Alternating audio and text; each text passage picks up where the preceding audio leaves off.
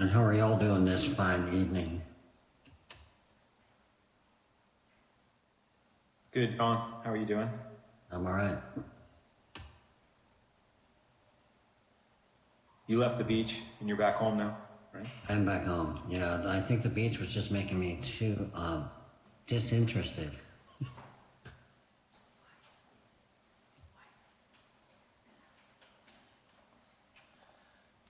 We can't have that. No, someone's got to pay attention here.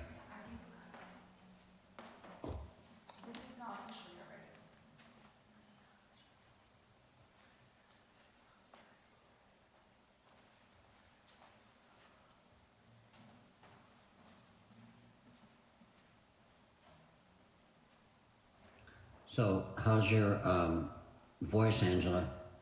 Your throat nice and clear? Because I think you'll be talking most of the night. Hopefully not. No, we'll have someone else presenting for a bit of it to start off with. Oh, really?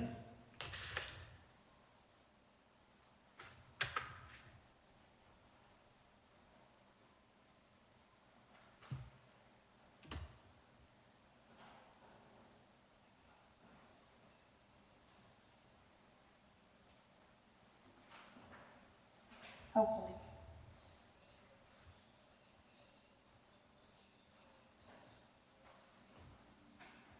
Hopefully everybody checked it was 6 and not 7 o'clock.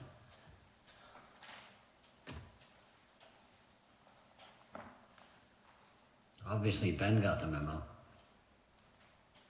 Yeah, we can just make all the decisions real quick here. Perfect.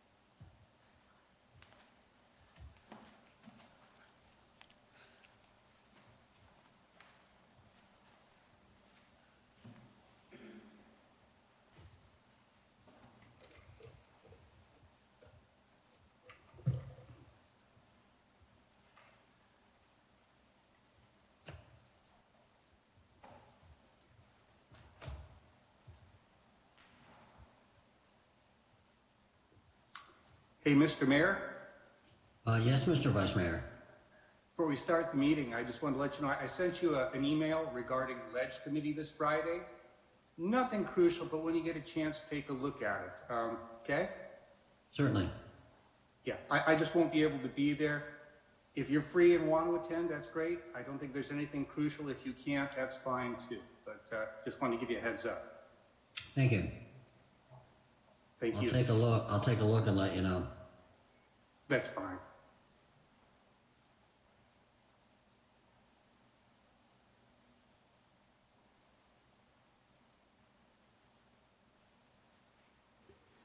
Well, I believe that's all of us here.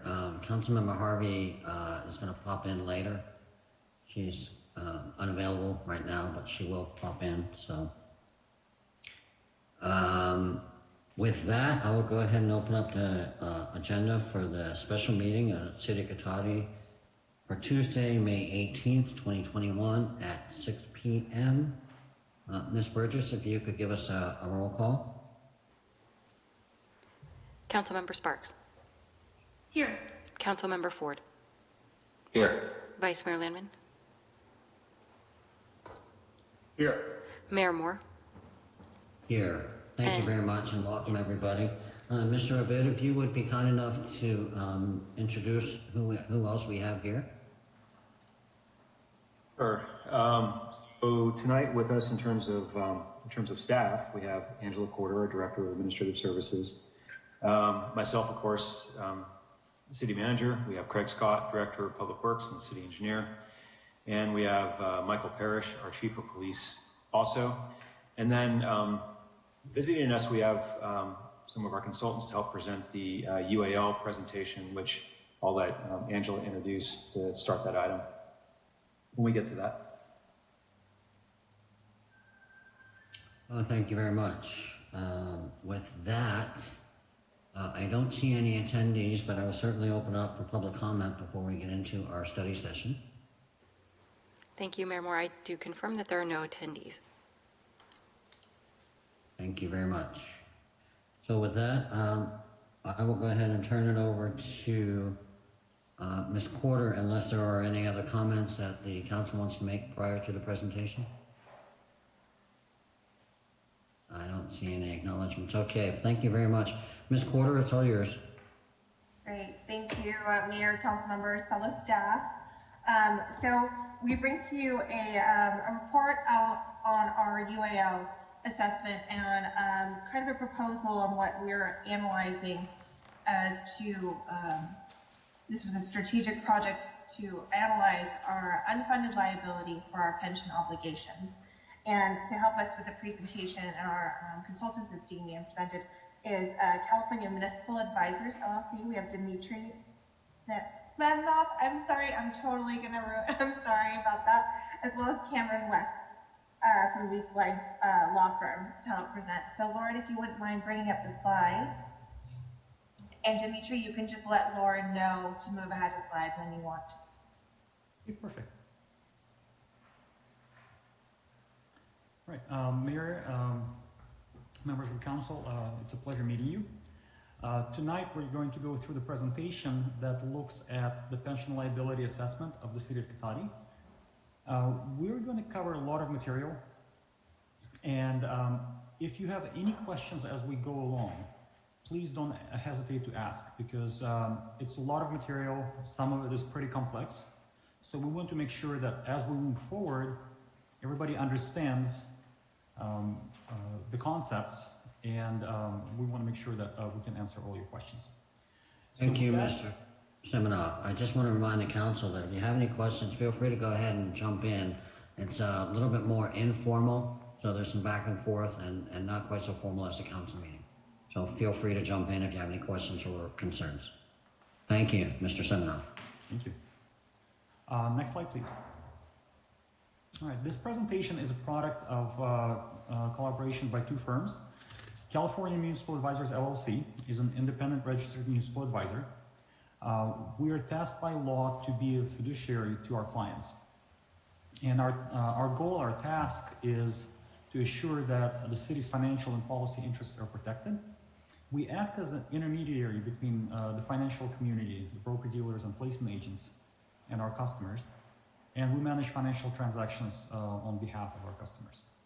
And then the other firm is the Weiss Law Firm, and Cameron Weiss is also part of this meeting. The Weiss Law Firm is a bond counsel firm, also acting as fiduciary for public agencies, and their role is to act as an attorney to the city in any financing transaction, assure the city's financial legal interests are protected, and prepare all legal documentation, also preparing all opinions as far as validity and legally binding nature of any financing that is issued. So the two firms have been working together to figure out the best strategies to optimize unfunded liabilities with CalPERS, and what are the right approaches to making sure that public agencies can be more fiscally resilient while at the same time meeting the obligations to CalPERS. Next slide, please. This slide is a snapshot of the city's pension liabilities. And this table summarizes the big picture. So we're going to start at a 30-foot level, and then we'll start drilling into some of the details as we go along. This data is as of the valuation date of June 30, 2019. That is the most recent information that's available from CalPERS. Every year they publish a report that goes 1 year back. So in August of this year, they will issue the valuation reports as of June 30, 2020. And we will talk about some of the information that will show up in those. But this, as of now, is the most recent information. The city actually has 6 pension plans. We summarized the 2 key ones, and then the other 4 are added up together in the 3rd column. But really, to start getting an idea of what to think about in looking at the pension liabilities, it's helpful to understand these 3 line items. So first is the total accrued liability.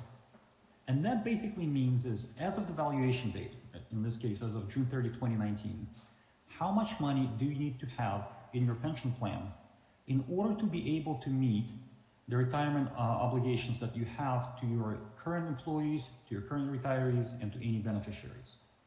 So in case of the city, the combined target for the pension funding as of June 30, 2019 was $37.4 million. Okay? The second line item is the market value of assets. And that is basically how much money do you actually have in your pension plans. And in your case, you had $26.6 million. And the difference between what you're supposed to have and what you have is what they call the unfunded actuarial liability, or the UAL. And that is, in your case, is about $10.8 million. And if you further start looking at the plans that you have, you will notice that the miscellaneous plan and the safety plan, they really make up the bulk of the unfunded liability. Between the 2 plans, you're pretty much 100% of the unfunded liabilities. With the other 4 plans, which include the PEPPER plans and the second-tier plans for the miscellaneous and safety employees, they only have $229,000 in unfunded liabilities. So for the rest of the presentation, what we will do is we will focus on the miscellaneous and the safety plans. We will blend them together, and we will analyze them and show you how they've been working and what can be done to make them more efficient. And then the other 4 plans can be dealt with in a similar manner. Whatever strategies the city ends up adopting, they can be easily used to cover the other 4 plans as well. So we're not going to go into those just because they really are a rounding error in the global scheme of things. Any questions so far? Okay, next slide, please. All right, so this is, to remind you, this is the picture of the 2 classic plans, the miscellaneous and the safety plans. So across those 2 plans, the total pension obligations are about $34 million, the pension assets are about $24 million, and the shortfall is about $10.6 million, or 31% of what is needed. And in order to start getting a good picture of what can be done about those unfunded liabilities and the shortfall, it's really helpful to start thinking of it as debt, because it really does act like one. So first of all, you owe it to CalPERS. This is the money you have to pay. There's absolutely no way around it. And CalPERS takes that unfunded liability, takes that shortfall, and they amortize it to you over 20 to 30 years. And actually, if you were to kind of open the lid and look into what makes up that unfunded liability, you will see that this is like a layered cake. There's multiple layers, they're called bases, that are added every year, and they make up your unfunded liability. And each one of those bases has its own rules, has its own amortization schedule. Some are ramped up, some have 15-year amortizations, others have 30-year amortizations. So it's like a collection of mortgages or collection of loans. So, and each one has its own rules for repayment. That's preset. And what's important to understand is CalPERS takes this unfunded liability, and every year they charge you 7% interest rate on that outstanding amount. And if you stay with the current amortization schedules that CalPERS has you on, over the next 25 years, not only will you pay off the $10.6 million unfunded liability, you will also pay another $7.7 million in interest on top of that unfunded liability. CalPERS does not allow you to make reduced or delayed payments. If you're in a cash crunch, they expect you to fund the funds elsewhere. You really don't have much flexibility in persuading CalPERS to take less money than what you owe them for any given year.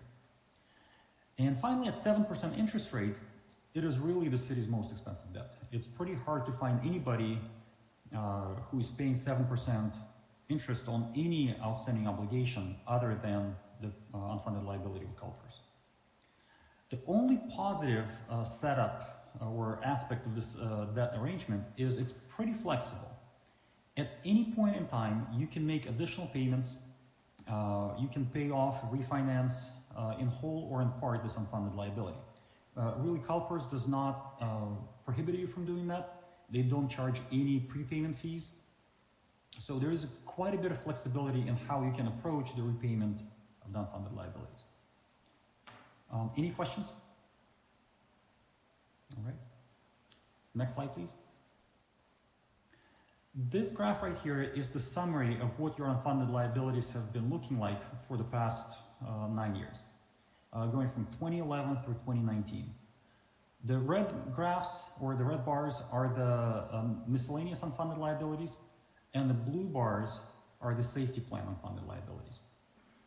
And you see that over 9 years of making payments, you went from about $7.5 million in unfunded liabilities combined and being 66% funded. You went up to about $10.6 million in unfunded liabilities and you're 69% funded. So this is a very typical situation that most public agencies find themselves in. Even though you're following the rules, the current rules of CalPERS, making the payments that they ask you to make, because of a number of factors that we will get into over the next several slides, the unfunded liabilities have only been increasing, and there's been very little progress in getting to a more fully funded level. So what's important to understand is this is not something that the city of Cotati has done. This is just the result of the regular CalPERS practices that they put every public agency in as a routine course of business. Next slide, please. In thinking of the unfunded liabilities and thinking of pension costs, it's important to make a distinction between two different types of payments that the city makes to CalPERS. So first there is the normal cost. And the normal cost is the annual cost of pension benefits for your current employees. As people are employed by the city, they earn certain pension benefits.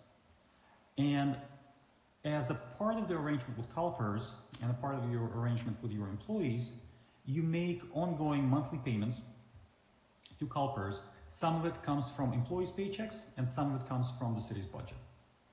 And the normal cost is billed to you as a percentage of payroll, and it helps you to keep up with the benefits that your current employees are earning.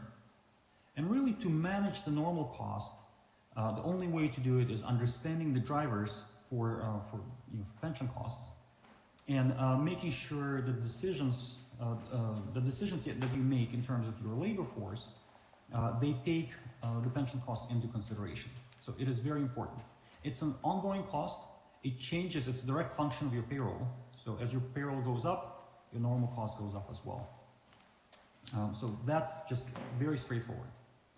And then the other type of the pension payment that you make is what the CalPERS calls the UL payment. And this is the subject of this discussion. The normal cost is very straightforward.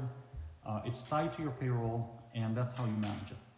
The UL payment is dealing with the old unfunded liabilities that have accumulated over the course of many years. Really, the best way to think of it is the payment for the sins of the past. Whether they're your sins or the sins of the system, someone has to pay for it, and it happens to be the city. And the UL payment really focuses on the repayment of the prior pension funding shortfalls. It is billed to you as a fixed dollar amount. So even if the city completely lays off its entire workforce, it still has to continue making the UL payments. So it's a fixed dollar amount and it doesn't change with your payroll. And within the UL payment is the 7% interest rate charge that we've talked about. So your current unfunded liability is $10.6 million, and at the current repayment schedule, the interest at 7% is about $7.7 million. And for the rest of the presentation, we'll be looking at the UAL payment, not the normal cost. Mr. Semenoff, I do have a quick question. Huh? In comparison to other like-sized cities, how are we? You're very average. Okay. So there's really no, everybody's kind of in the same boat. Being 69% funded overall, that's where the city is. That's kind of where everybody is, about between 68 and 72. That's very typical, unless someone has been taking proactive steps in the past.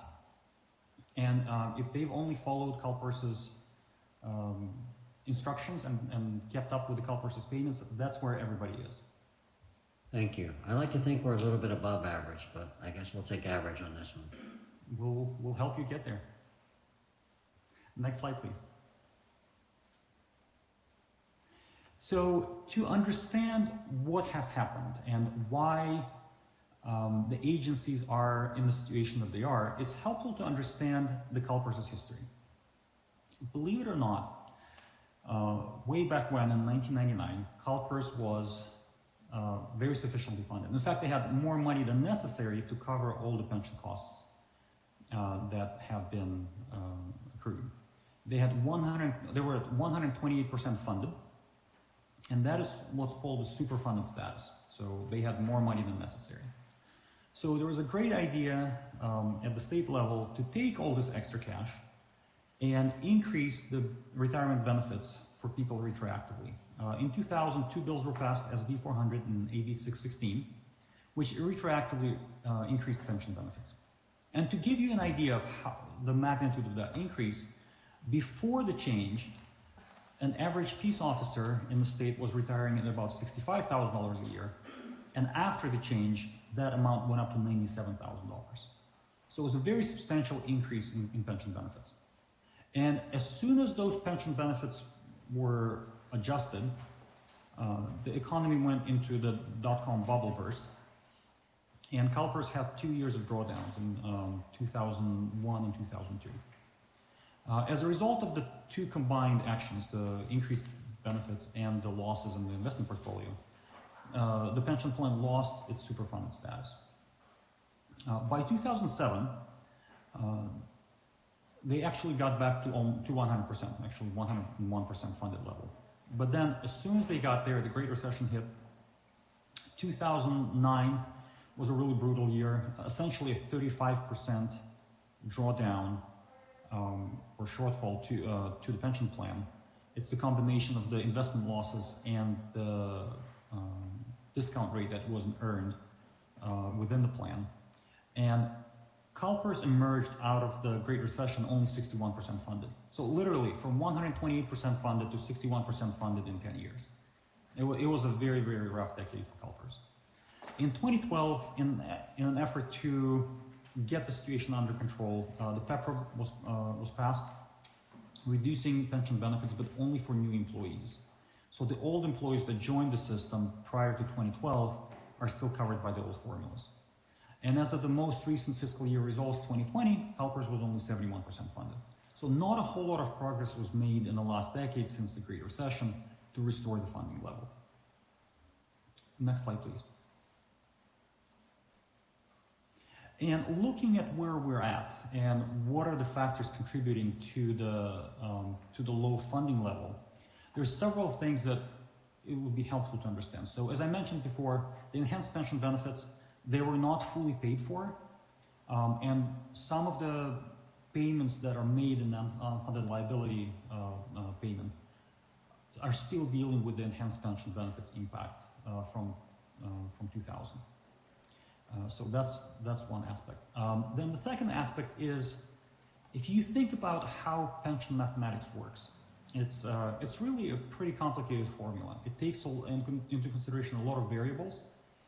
The age of your employees, how much longer they're expected to work, at what age they're expected to retire, how much longer are they expected to live after their retirement, how much money are they making now, how much money are they going to be making when they retire, do they have any beneficiaries? So it's a very complicated universe that the pension mathematics deals with. And one of the key variables in that equation is how much money will CalPERS be able to make off of the contributions that everybody puts into the system. And what has transpired over the last couple of decades is CalPERS has not been able to meet the goals that were set in calculating the annual payments or in ongoing payments for the employees and the agencies. So over and over we saw CalPERS earning less than their target investment rate, and that is a large portion of what's creating the shortfalls. And then people are living longer and drawing pension benefits longer. Only recently did CalPERS adjust for that reality. Prior to about 3 years ago, really the assumption was that people don't live as long as they actually do. And then as more and more people are joining the retirement numbers, the workforce stays relatively the same. And as a result of that, there's less active workers for each retiree. So there's less room for error to amortize some of the old miscalculations over the payments. So that's one of the dynamics that is happening. So CalPERS, in looking at these realities, they've been making a number of assumption changes and policy changes to how they do things. So first of all, they've been reducing their discount rate.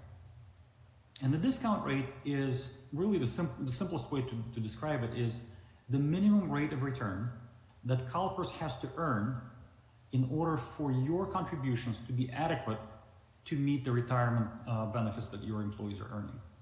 Okay, so this is the target rate of return that they have to hit. So CalPERS has been reducing that rate to make sure that there's more contributions and the assumptions reflect more of a reality that CalPERS is able to meet. Also recently, CalPERS has adopted a more, post the Great Recession, they've adopted a more conservative investment policy. So while there is usually less return that comes from those more conservative investments, there's also less volatility.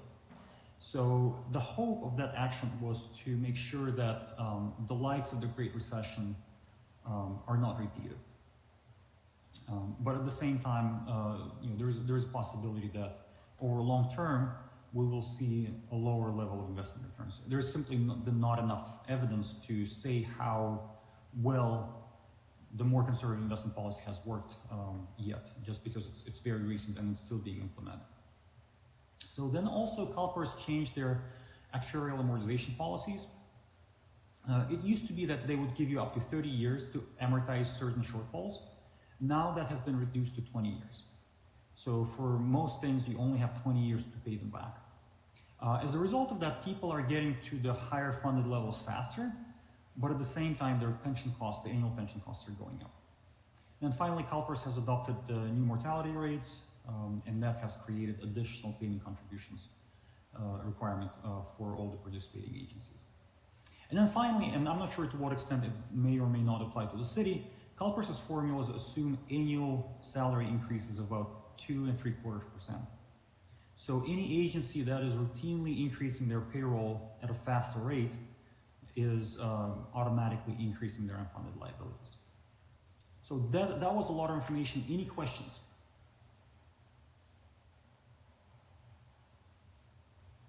Just one quick one. So fewer active workers for each retiree, that only affects kind of the city's ability to pay unfunded liabilities, right? It doesn't affect normal costs because those are based on current employees. That is correct. Well, yeah. Okay. Okay, thanks. All right, next slide, please. Okay, so this is the history of the investment returns that CalPERS has been able to earn. And the returns are important. As of 2020 fiscal year, 55 cents of every dollar that PERS paid out to beneficiaries came from the investment returns, not from the contributions. So more than half of everything that CalPERS is paying out is generated by their investment activities rather than the money that the people and the agencies are putting in. So, and the best way to think of that is you as the city, you're the employer. You hire people and you promise them certain level of pension benefits. And then you hire CalPERS to be the investment manager on your behalf. So, and CalPERS is doing that, and their goal is to make as much money as possible for the retirees. but at the same time, they assume absolutely no investment risk. All investment risk is stays with the city. CalPERS does it on a best effort basis. So when CalPERS is unable to hit their investment return goals, the city is on the hook for any shortfall. So really, every time CalPERS falls short of their targets, you have to make up the shortfalls with cash. And the lower the returns, the higher the UAL, the unfunded liability, and the higher are the pension payments that the city has to make. So, and with that in mind, we're going to look at what returns have been realized over the last few years. So in the last 5 years, CalPERS averaged 6.3%. And this is through 2020 fiscal year. So this does not include this current year, it's just through the June 30, 2020. So they averaged 6.3% over the last 5 years. Over the last decade, 10 years, they've averaged 8.5%, which is better. But what's important to understand about the 10-year period now is, at this point, the Great Recession is completely outside of the 10-year span. So the 10-year captures the market rebound after the Great Recession, but does not reflect the Great Recession itself. So to understand kind of where the problems lie, is it's important to understand what happened in the last 20 years. In the last 20 years, CalPERS averaged 5.5%. If you look at 30 years, they've done much better at 8%, but if you also look at what happened in the last decade of this graph is, or in the furthest decade of the graph, is CalPERS had 6 years of returns that were in double digits. It just doesn't happen that way anymore. So really, a lot of the issues that we're dealing with right now is the last 2 decades, 20 years, 5.5% averaging. And what's been happening during those 2 decades is CalPERS was actually expecting to make anywhere from 8.5% to 7.5%. So they've underperformed by anywhere from 2 to 3% per year, comparing to their formulaic assumptions. And that's what's been driving a lot of the increase to the unfunded liabilities. Next slide, please. So looking at kind of what's been happening and what type of returns can be expected to be earned in the future, a lot of investment managers are saying that looking at the markets, looking at kind of the financial system, it's hard to tell where outsized investment returns can be generated from at this point. The securities market is at least fully valued, if not overvalued. The Treasury is not paying anything. The bond market pays very little. I think the latest numbers I saw that 80% of the world's bonds are paying less than 2% per year. So it's really hard to tell where outsized investment returns will come from. And CalPERS has been recognizing that reality, and they've been reducing their target rate, the discount rate. Back in 1995, they were targeting 8.75% per year in perpetuity. That's what the payment contributions were determined by, is the assumption that as long as CalPERS operates, they will be earning 8.75% per year on average. And they've been lowering that target number over the years. Most recently, it was reduced in 2019 to 7%. And there's a study underway right now. The results will be published in November. CalPERS is considering further reducing the target rate. There is a number that's floating out there at 6.5%. We don't know whether they will go there or not. Maybe they'll go to 6.75%. We'll see. But regardless of what's happening, is they're careful looking at that number and debating whether or not they should reduce it. And we will know more in November. And what happens is every time they reduce their discount rate, it creates this shortfall in future earnings.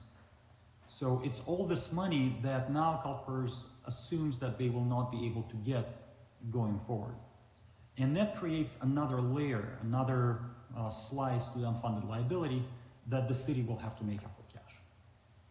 And looking at the last fiscal year, 2020, CalPERS announced their returns at 4.7%.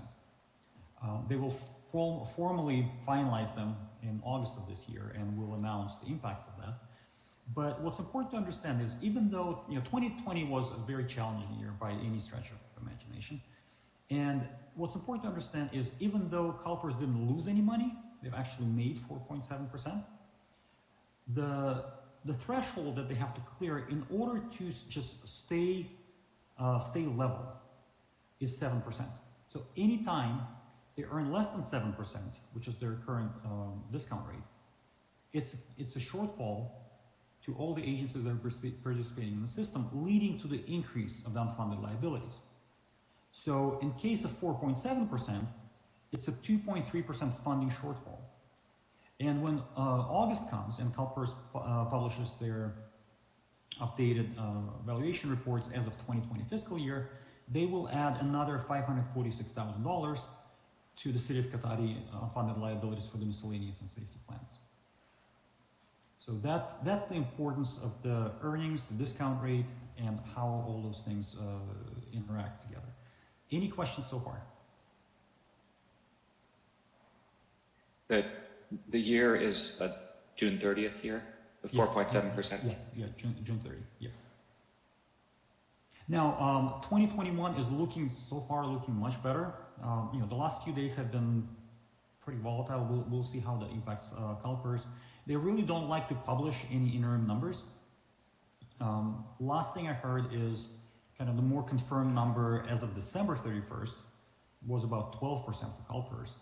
If that comes through, that will definitely be a benefit for all the participating agencies. My concern is because of the study on the discount rate that they have going on, they may take this opportunity to say, you know what, we had a good year, might as well drop the discount rate further, have people contribute more, and hopefully some of the extra earnings that we've made this year will offset some of the discount rate increases. So we will see how things will play out. But so far, 2021 is looking much better than 2020. Can I ask a question? This is Councilmember Harvey. So if I understand you correctly, the reason that they don't really want to lower it to a more realistic number is that everyone would have to pay more in the annual contributions to make up the difference? That is correct. It's a very expensive decision. Lowering the discount rate is a very expensive decision for everybody. Okay, thank you. All right, next slide, please. All right, so this graph right here is the graph of what your payments are looking like amortized over the next 2.5 decades as of the June 30, 2019 valuation date, okay? In looking at this graph, the green bars on the left, they are the payments that you've made over the last 5 years, from 2017 to 2021. The red and blue bars going forward from 2022 all the way to 2045 are the payments that you're currently scheduled to make, okay? That's the payment that pays off the $10.6 million unfunded liability, and the red and the blue bars also include the $7.7 million interest costs on top of those unfunded liabilities. And the reason for why those go up and down is has to do with those amortization schedules that we talked about. It's all the different layers of the unfunded liabilities that have been generated over multiple years, that each one has its own repayment rules associated with it. And that's what creates this wave that you're looking at. And speaking of how the city compares to other agencies, a lot of agencies actually, what they have is, I think you have a more of a front-loaded unfunded liability. I think it might have to do with some of the decisions that were made maybe about a decade ago. But a lot of agencies, what they're looking at is just a hump that keeps going and going and going until 2032, and then starts gently sloping down. So that is actually helping you pay less on your unfunded liabilities over the entire time frame.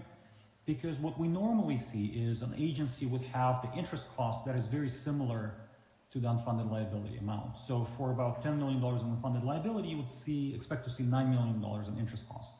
In your case, you're 10.6 to 7.7.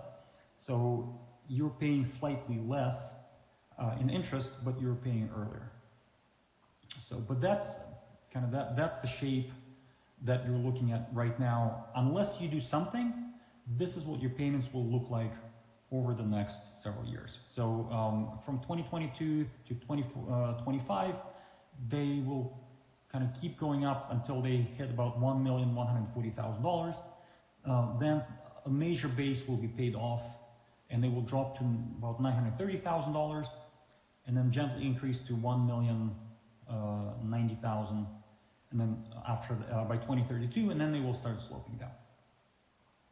This does not include your normal costs. This does not include the 2020 impact, the shortfall that is expected. So that's just as of the 2019 valuation report. Next slide, please. And this right here is the impact of the 2020 shortfall. So the red boxes on top of the blue bars, that's the additional impact from the 2020 shortfall. Like I said, it's about $540,000 that will be added to your unfunded liabilities, and the additional interest off of that $540,000 of unfunded liabilities will be about $684,000. So you will actually pay more money in interest than in principal for the 2020 impact. And that generally is the rule for any time there's any type of shortfall in the CalPERS's performance.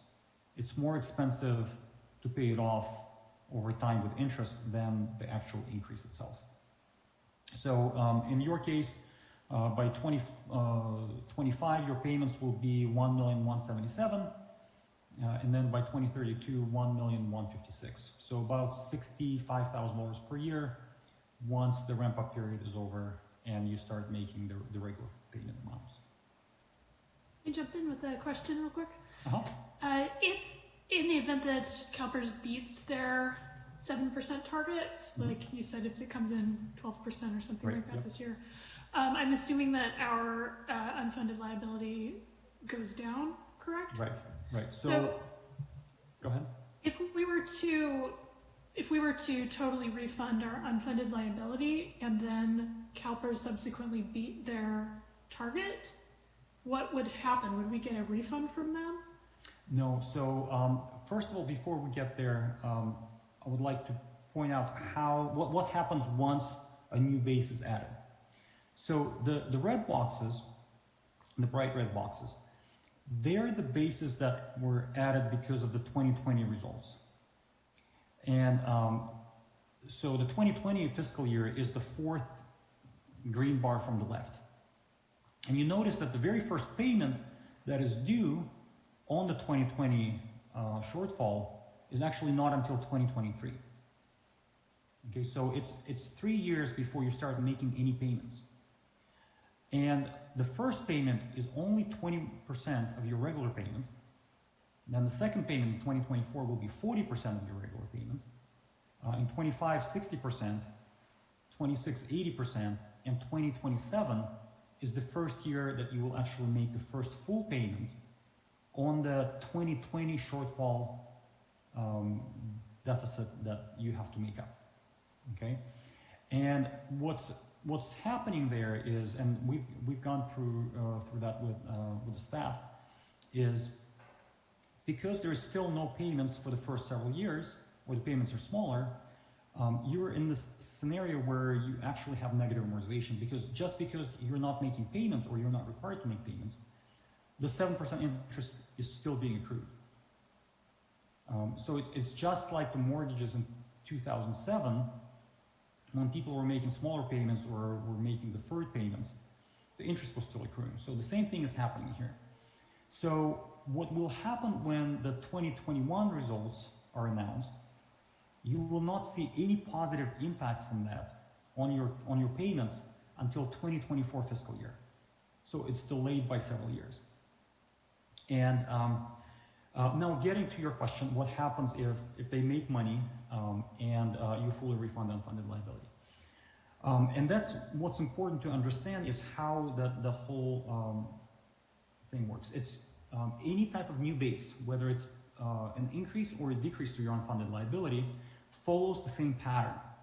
So the credit that you will get from CalPERS, it will not be a one-time credit that will just wipe a big chunk of your payments. It will look like, just like those red bars going up, it will look like slight decreases over the years, over the next 20 years, from starting in 2042 or 24. I'm sorry. And so the impacts of that, they get blended in with everything else. And you will not get that money back. It will be used to offset any future increases to your unfunded liabilities. So what we think about when we talk about refunding any UAL right now is, first of all, we don't recommend touching or refunding the 2020 base that will be added in August of this year, because you will need that base to help offset the positive impact of 2021. And then what's important to remember is the study on the discount rate that is happening right now at the CalPERS level and will come out in November. If they drop the discount rate to even by 0.25%, for the city, the outcome of that will probably be to the tune of $2 to $3 million in additional unfunded liabilities. So it's a very expensive reduction. So any positive impacts from 2021, most likely you will need it to offset the 2020 shortfall, and then possibly the negative impacts of the discount rate reduction that will be coming in November.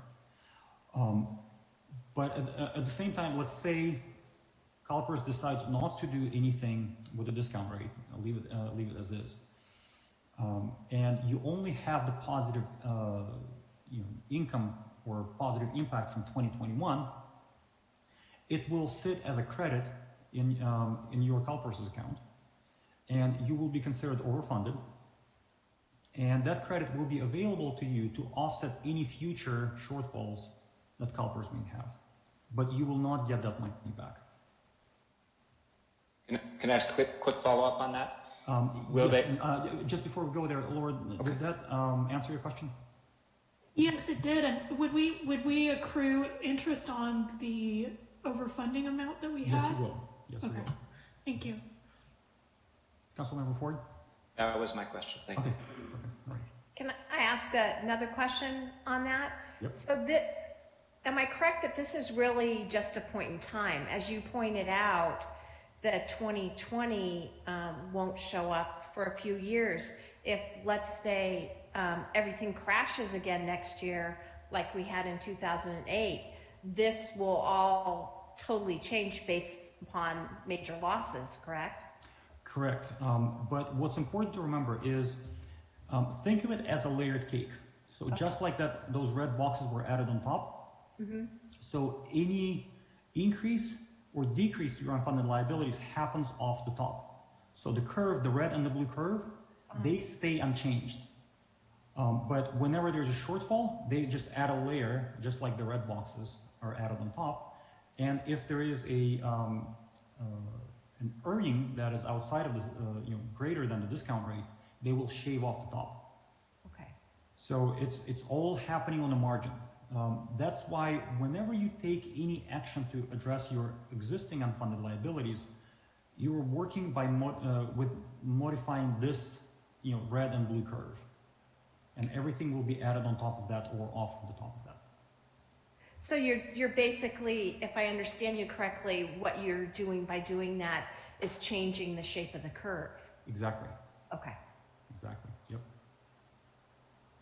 One just real quick question: the $2 to $3 million increase due to the discount rate reduction. Can you just remind me what discount rate that was going along with? So the discount rate, the discount rate is the assumption how much money CalPERS will make in the future. Sure, I just couldn't remember the number you said they were thinking of lowering it to. They're currently they're currently at 7%, and this we're talking about dropping it to 6 3/4. And that quarter percent would yes. would result. Okay, thank you. Yes. And we try to get CalPERS to commit to a, any form of calculation, and they've been very vague about it because it really is a very complicated calculation.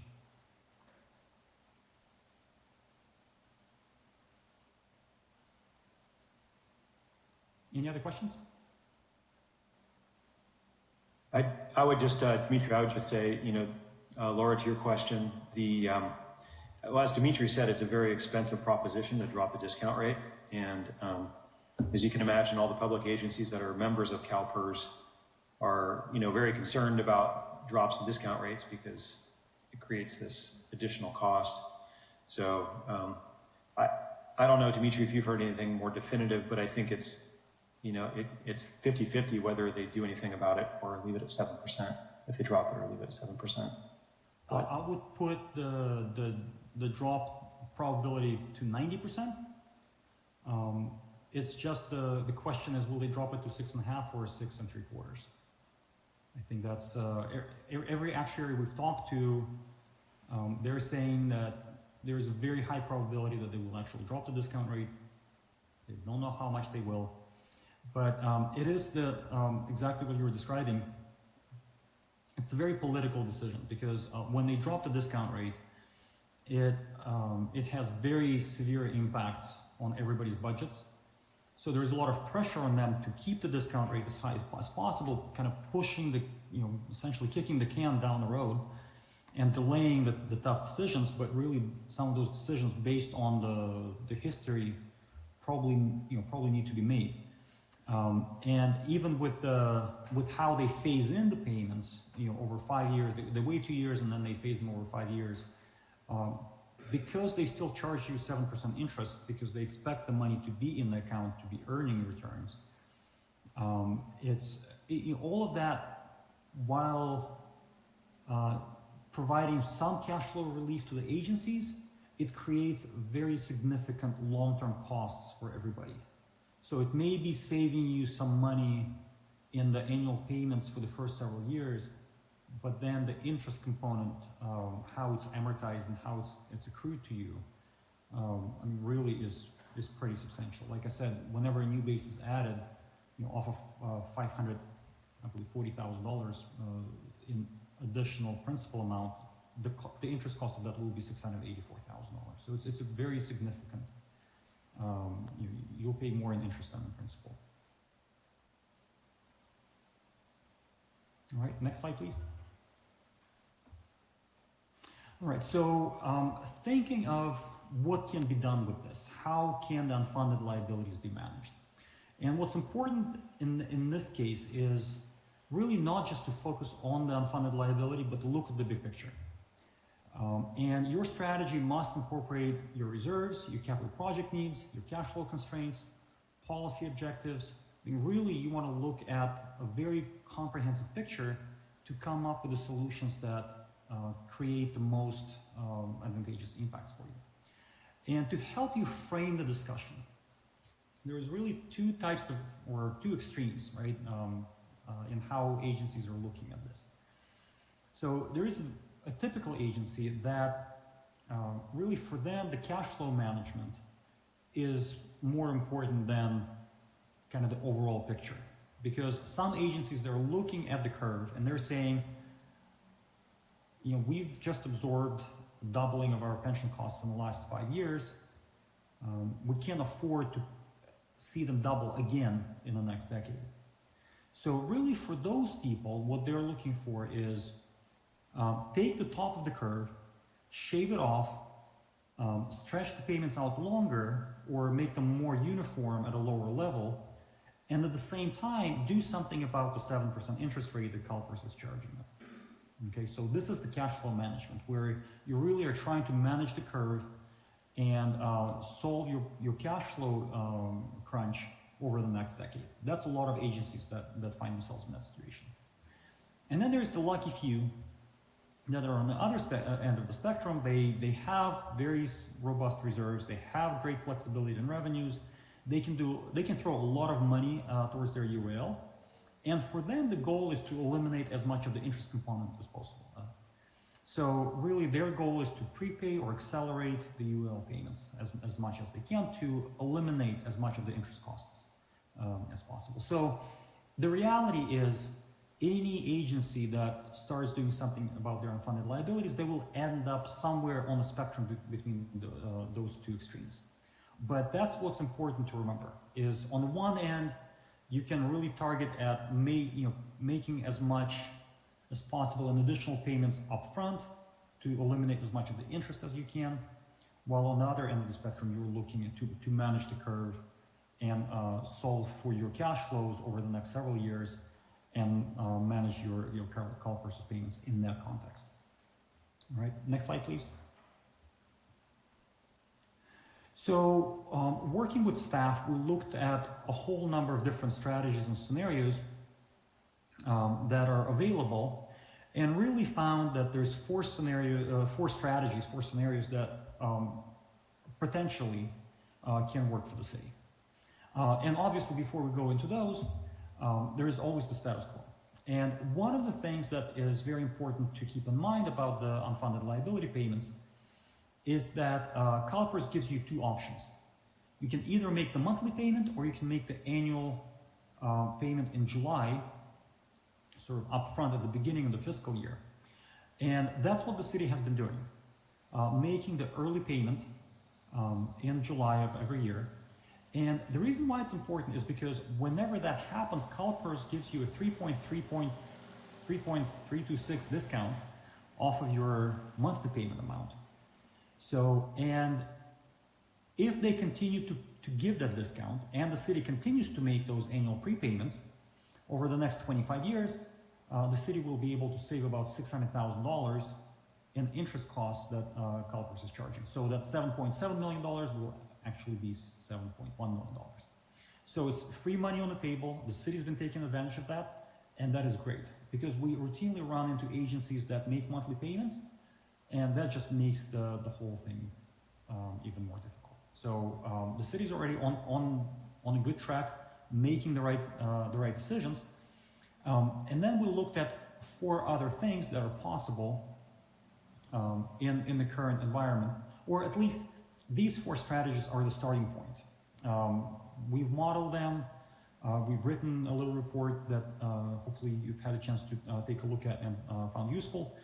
And this is the beginning of the discussion. What are the next steps? Because there's a lot of variety in how these scenarios can be implemented. And what we've modeled here is really just this very simplified version, just to get you to start thinking, what are the different variables in adopting those scenarios and how the city can start making their payments less costly. So in addition to this presentation, you all have a technical memorandum that looks into these four scenarios.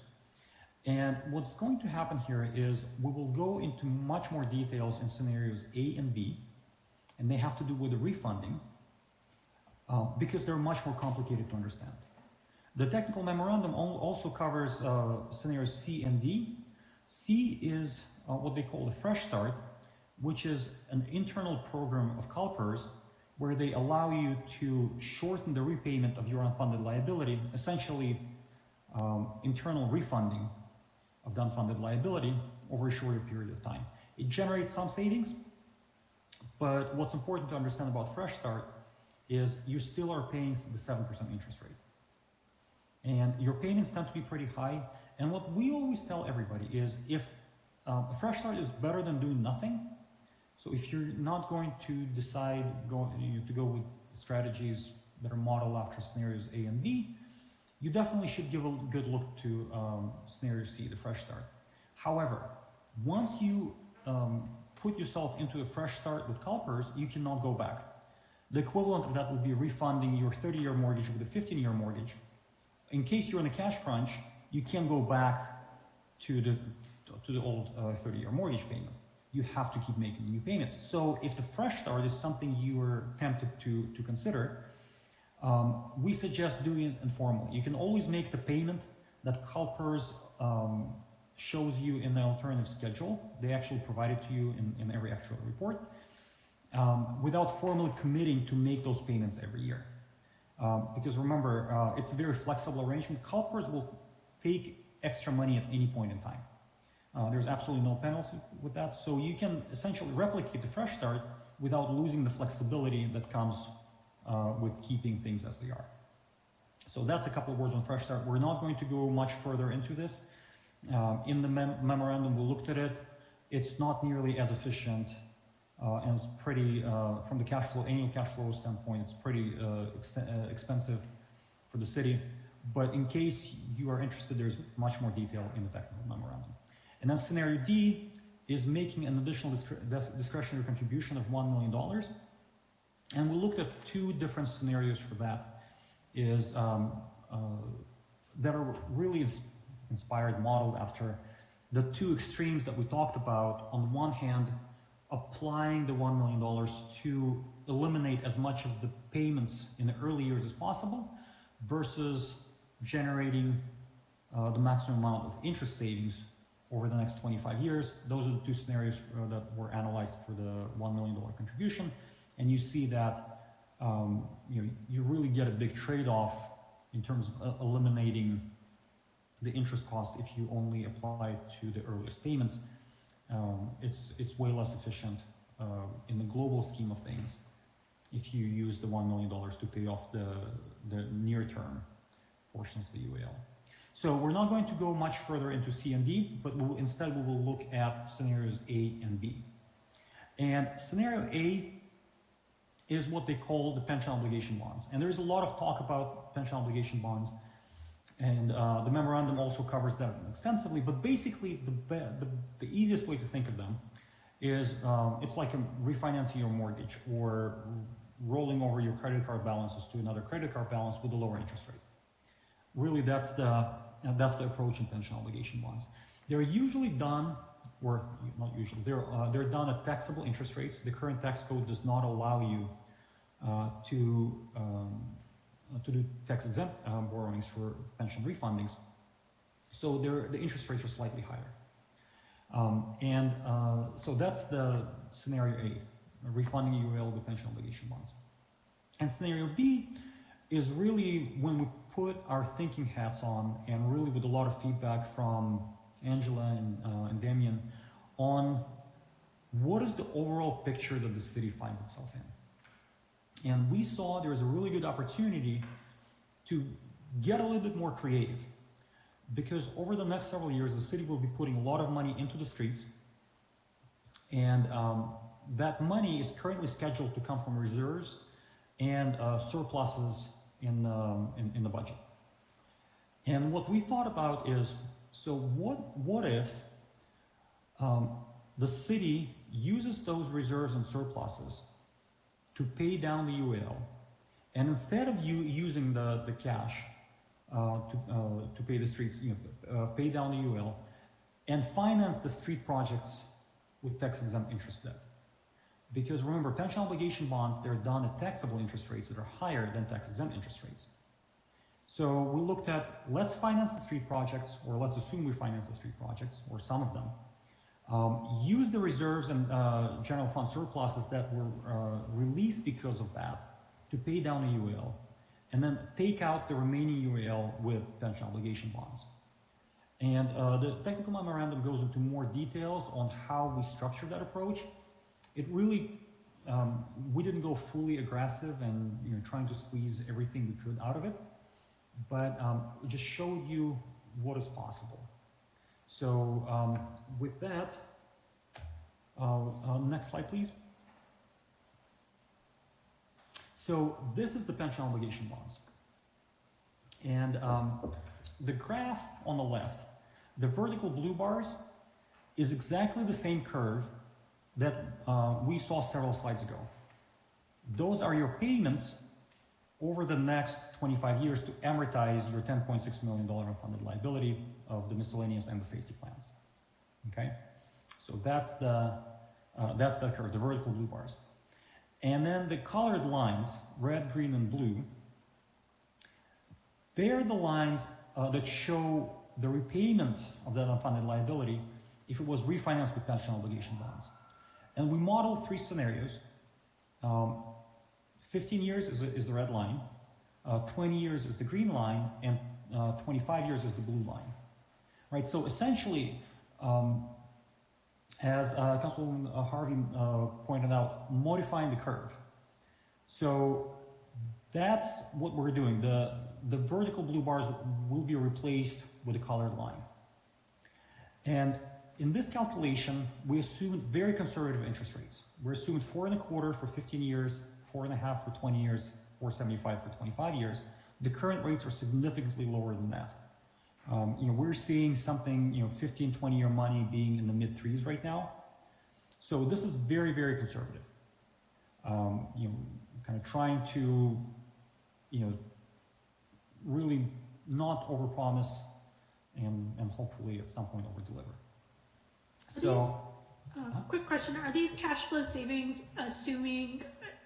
Is this compared to if we keep prepaying every year, or compared to if we were on a monthly payment schedule? No, this compares to the monthly payments, and the reason for that is because CalPERS doesn't model the annual prepayment. So CalPERS has a very complicated way of doing things, and that's not, the easiest to replicate. So we go by their report. So normally, I know a lot of times people are asking to see net present value savings, and that type of information. It will be really hard to produce in an easy and quick manner until you start getting some details dialed in, because CalPERS does not provide that information for their payments. So this is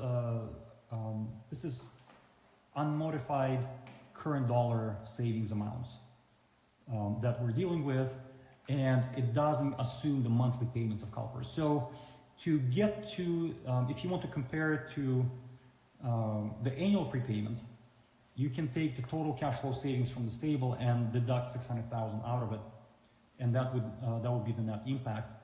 And the reason why we are also not, necessarily modeling that is because even though CalPERS has been providing that discount, there is no guarantee that they will continue providing that discount. For all we know, that's the plan, but we're not sure that the plan is guaranteed to everybody.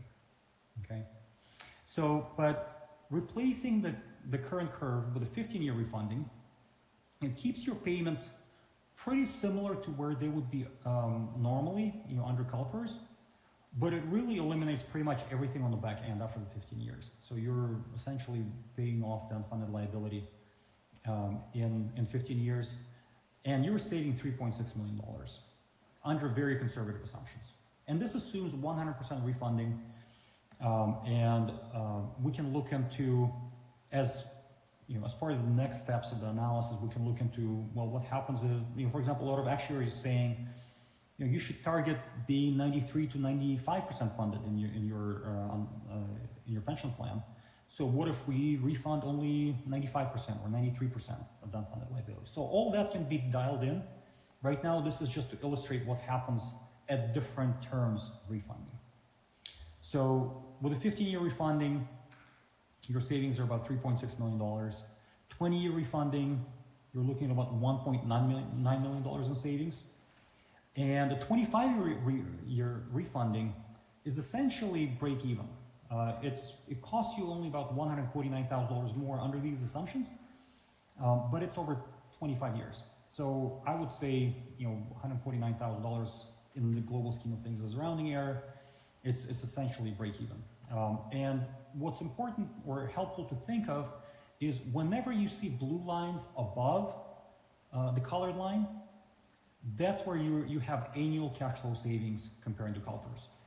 Whenever the colored line is higher than the blue vertical lines, that's when you're paying more than you would have paid under CalPERS. So that's kind of the key to understanding this table.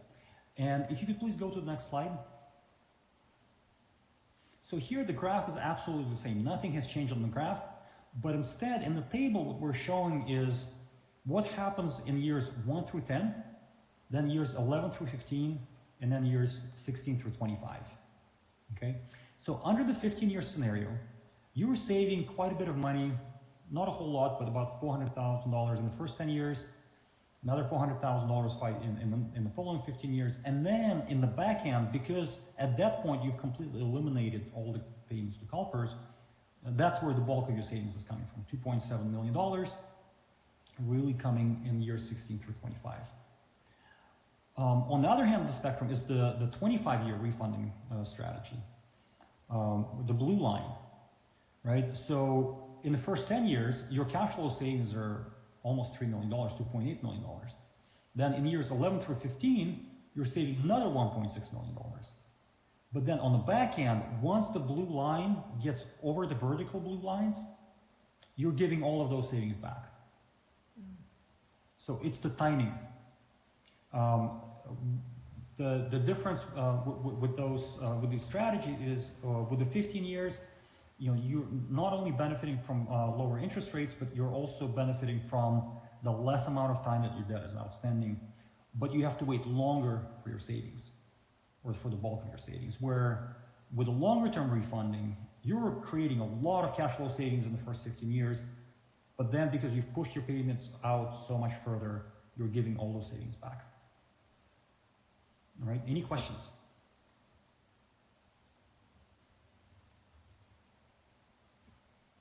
I have a question, but I don't know if it might be more appropriate down the road, but I'll go ahead and ask it.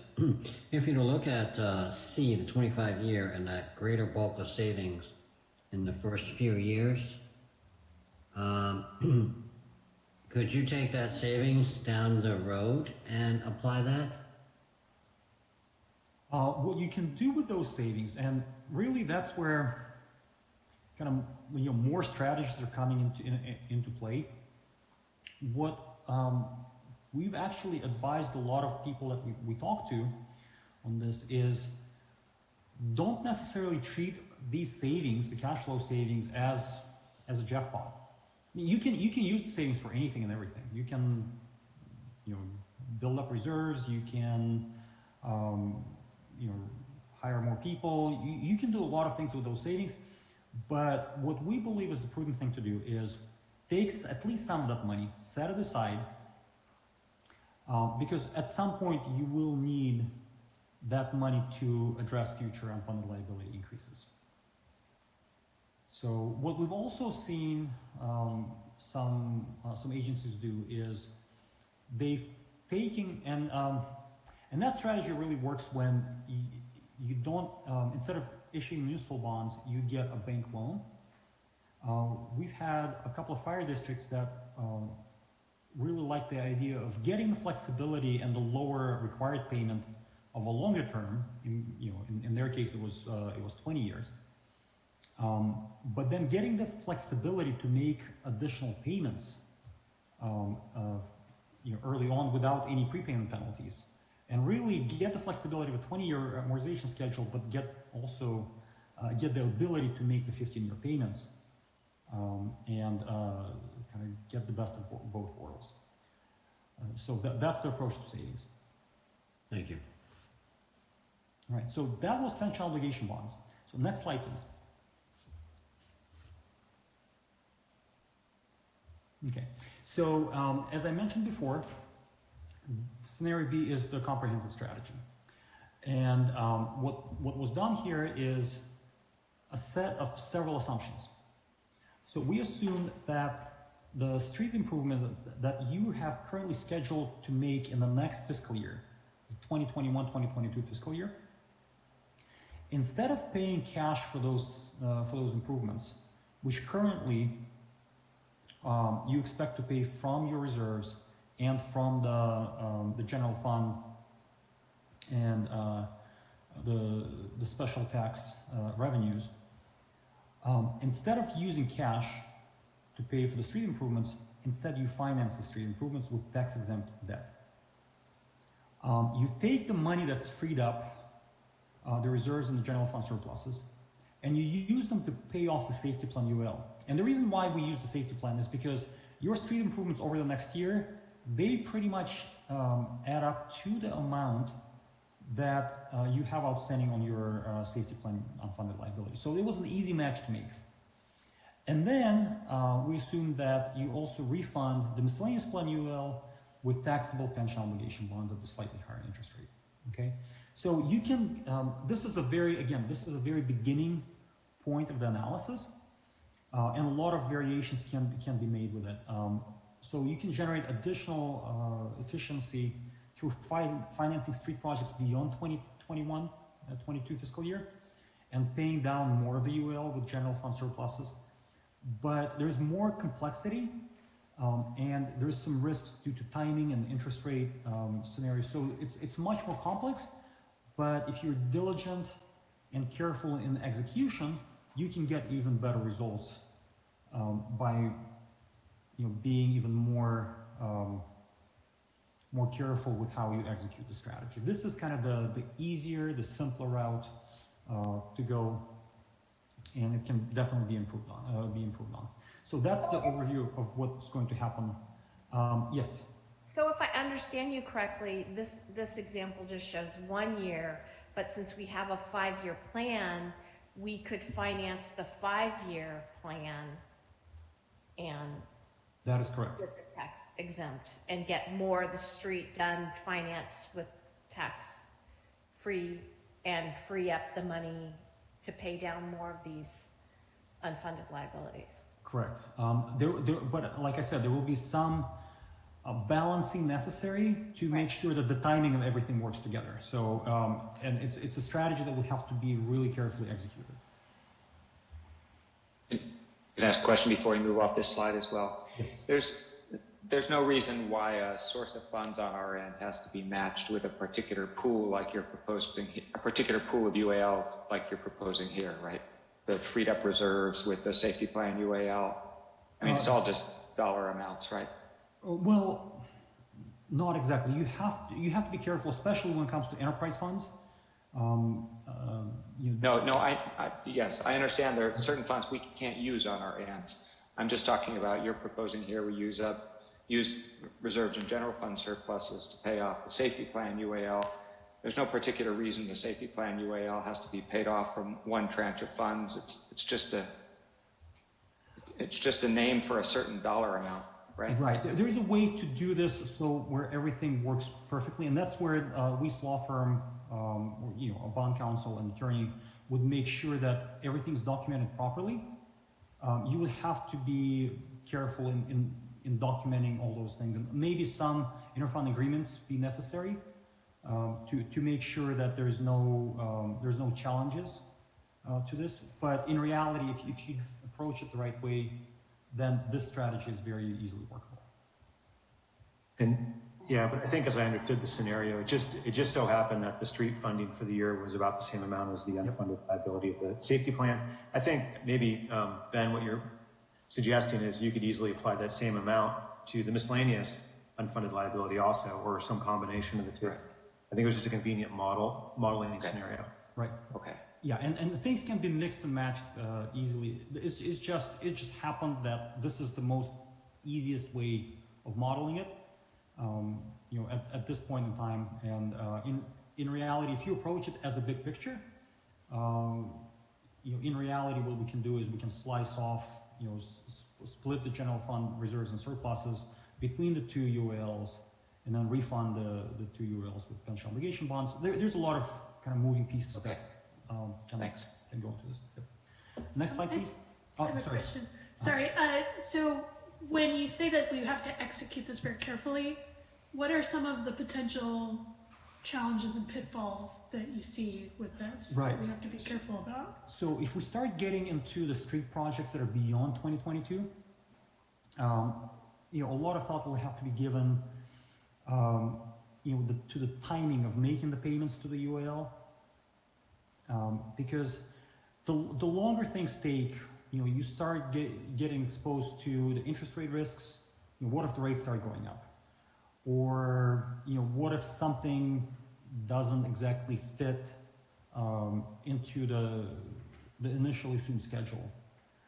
So just a lot of the things that you have to think through and really set everything up so that everything happens at the right time and things are mitigated so that if there is a change in the interest rate environment, you kind of try to eliminate as much of that risk as possible. So for example, even though you can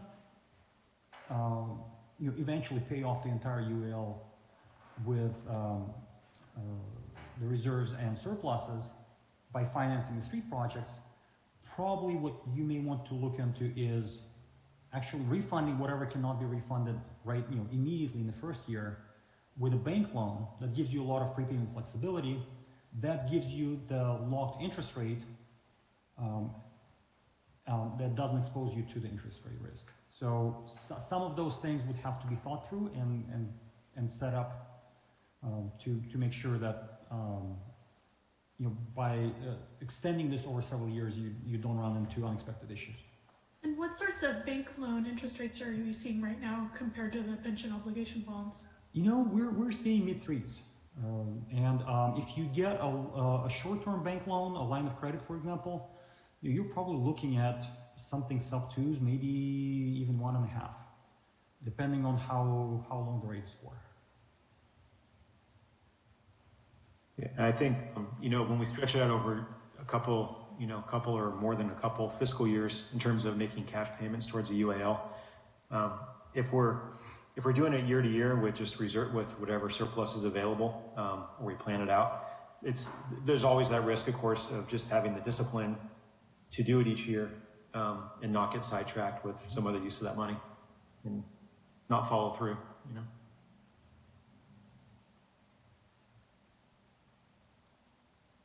All right, next slide, please.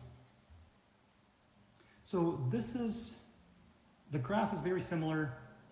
The vertical blue bars are the color process payments, same 3 terms, 15, 20, 25. Again, we assume pretty conservative tax-exempt and taxable interest rates. For the tax-exempt rates for the streets, we assume 2.75 for 15 years, 3% for 20 years, 3.25% for 25 years. Currently in the market, we're seeing things about 0.5% less than was shown. So there is quite a bit of room for error. And you see that this generates a whole lot more savings. Just even only doing the safety fund, or about half of your unfunded liability with tax-exempt debt, tends to create about $1 million more in overall cash flow savings over the time of this project. So that's really the big outtake in using a more comprehensive strategy. Pension obligation bonds are easy, but they're not as efficient because of the taxable interest rates. Once you start getting into the tax-exempt interest rates, that's really where you start getting even more efficiency out of this.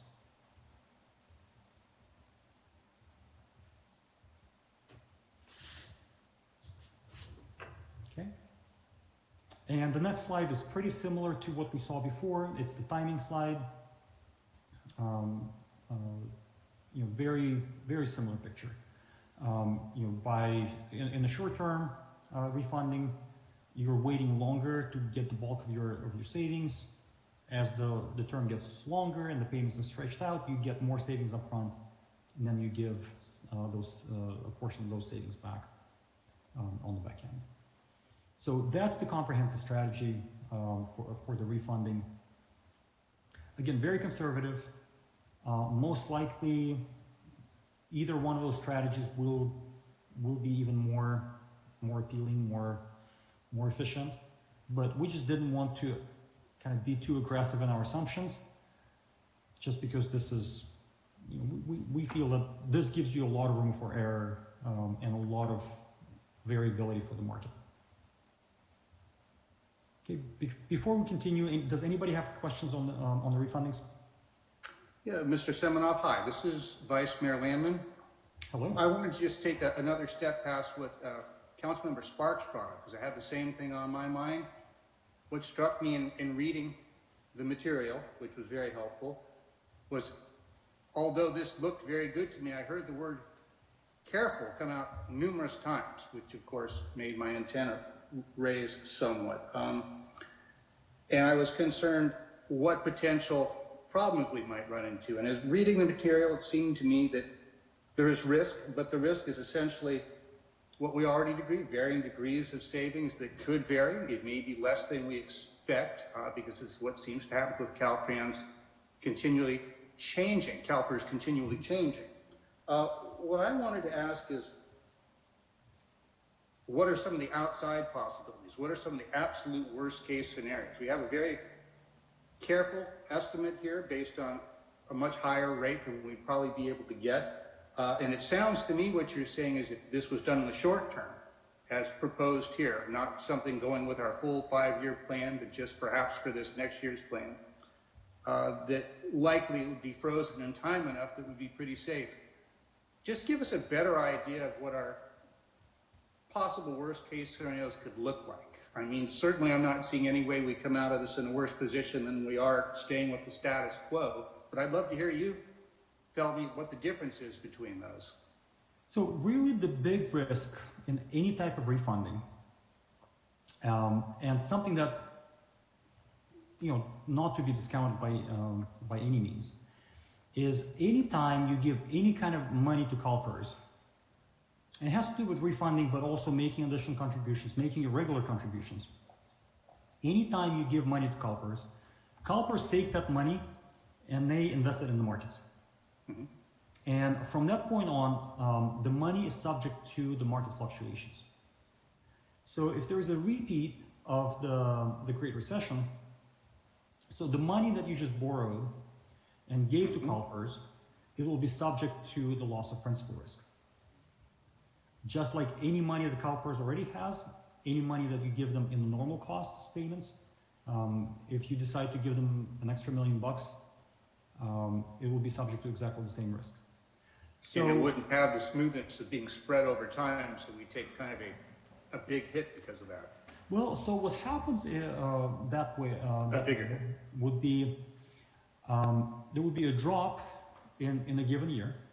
Mm-hmm. CalPERS will create an unfunded liability associated with the drop that at some point you will start making payments on. Mm-hmm. Just like they do with everything else, they smooth it in. Right. And just like we saw in the prior years, in the dot-com bubble burst and in the Great Recession, usually market downturns, they're followed by market recoveries. So there is a lot of historical precedent, but past performance is not. So if we were to embark on what's proposed in the comprehensive strategy, and all of a sudden, and I'm doubting it very much, let's say next year turned into another terrible year, like the historic downturn was, what would that look like to our finances and what we owe CalPERS? And I mean, that sounds certainly like the worst case and an unlikely scenario, but what would that look like? Because that's important for us to at least assess. In the roughest of terms. Right, that's where you start getting into a very highly speculative territory, because you start assuming, okay, what would the recession look like, right? What would be, what would be the hit to the markets? Like I said before, it's hard to determine right now how effective the CalPERS' de-risking strategy is, because supposedly they have reduced the risk exposure in their portfolio. And what happened in the Great Recession, actually before that, a lot of my career had to do with real estate development, working on very large scale master plan communities at kind of regional level. And in the mid-2000s, you could not find a subdivision in California of any reasonable size where CalPERS was not an equity investor. So in 2004, 5, 2000, even as early as 2001 and 2, CalPERS' money was the bulk of the equity money in a lot of speculative subdivisions. I happen to live right outside of the city of Sacramento. In 2006, one of our local developers started, tore down a building in downtown, dug a big ditch, and started putting in the piles for the high rise. And from the penthouse on a clear day, you were supposed to see the Pacific Ocean. CalPERS was the major equity owner of that project. The hole in the ground is still there, the piles are still there, and CalPERS still owns the land. So that was the exposure of CalPERS in mid-2000s, prior to the Great Recession. So hopefully they've learned lessons and they've de-risked a lot of the investments that they've made. They're not taking such speculative risks as they were back then. So it's Feeling really, less invincible. yes. It's hard to say, you know, if there is a recession, what would it look like? And another thing that has changed is, you know, in March of last year, you know, slightly over a year ago, you know, we were looking into an abyss, and the market was in a free fall, and I think there was a 35% drawdown in the month of March in the markets, and then the Fed stepped in, and we've had one of the most amazing and unexpected recoveries ever in the market. So as early as April of last year, CalPERS were saying that they would be likely to break even. By the time the year was over, the 2020 fiscal year was over, they ended up at 4.7%. Right. So very different picture. When we first started talking to people about pensions, when CalPERS was saying zero, you know, several months later they said actually we're at 4.7%. So it's really hard to start modeling things. But, you know, if I could ask you to go back to slide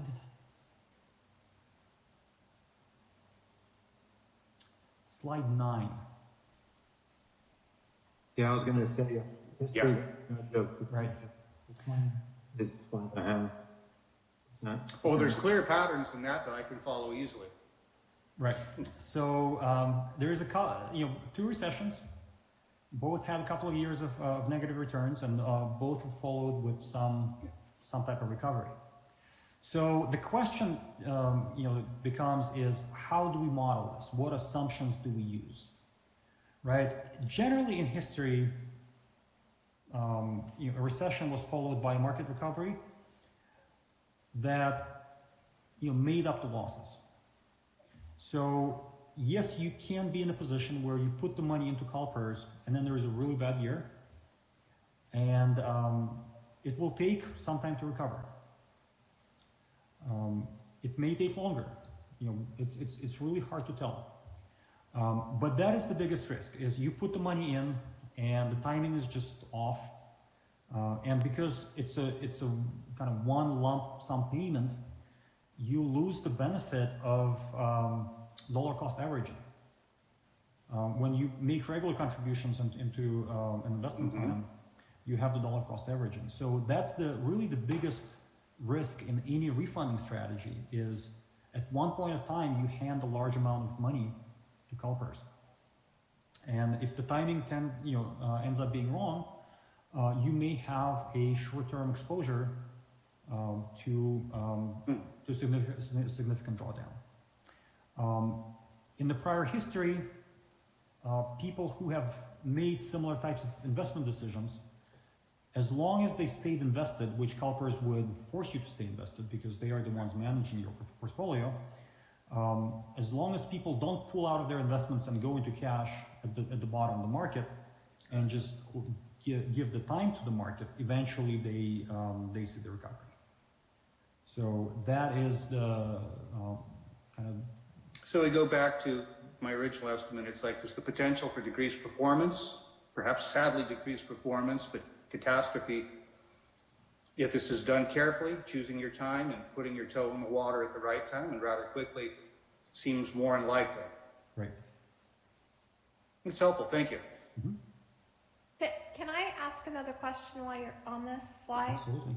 So you mentioned the speculation on the bad real estate investments.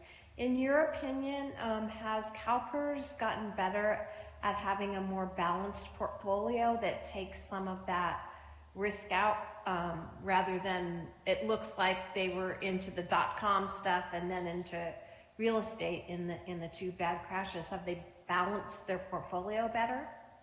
So they say they do, and their recent returns definitely indicate that they've not been, gambling in the most aggressive investments. But CalPERS is also, it's a massive, they're the largest pension fund in the country. So they're invested in anything and everything all over the world.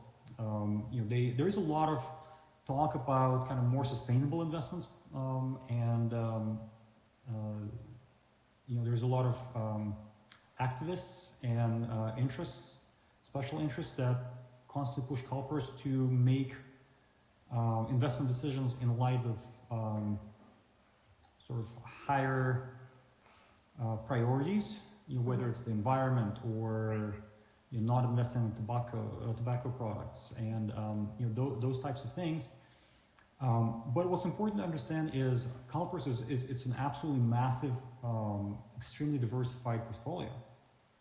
So, and I know they've been saying that they've been making changes, and so hopefully there's less volatility.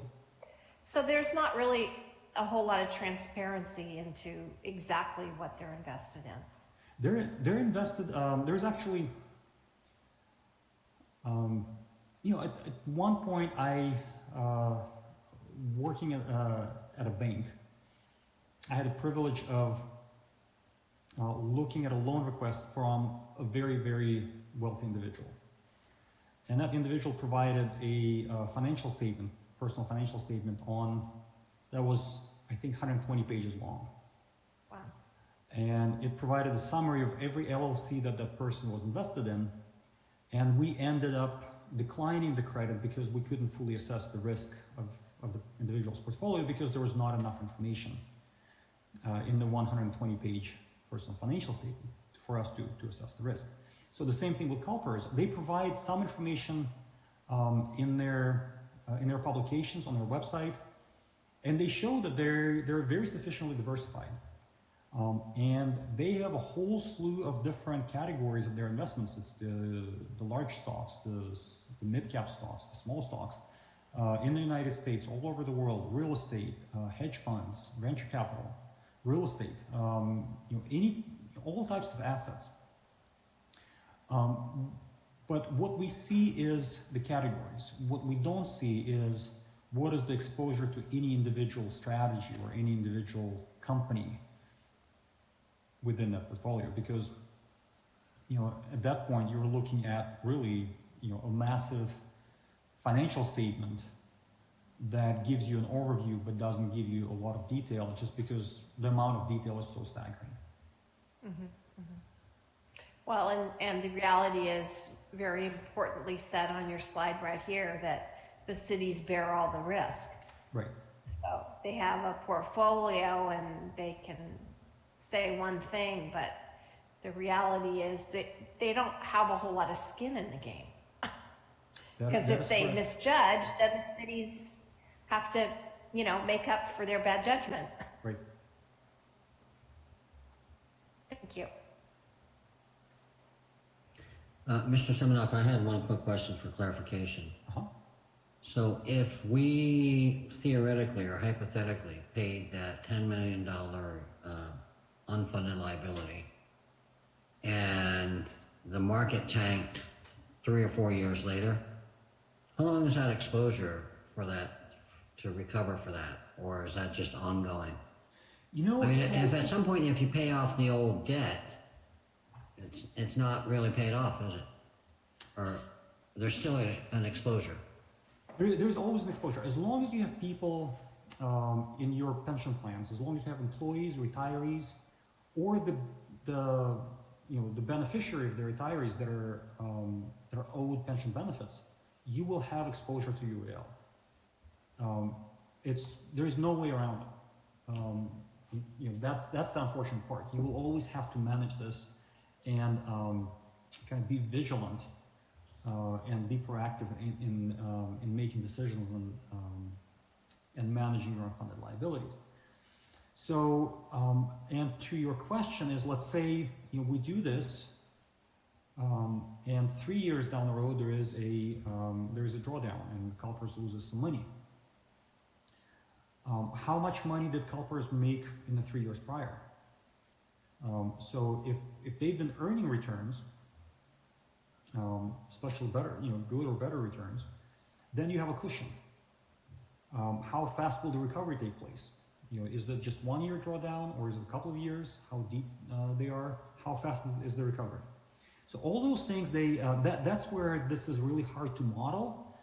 And any type of analysis to that nature, to that extent, would be purely speculative and kind of a poke in the dark, because every recession and every market cycle is very different.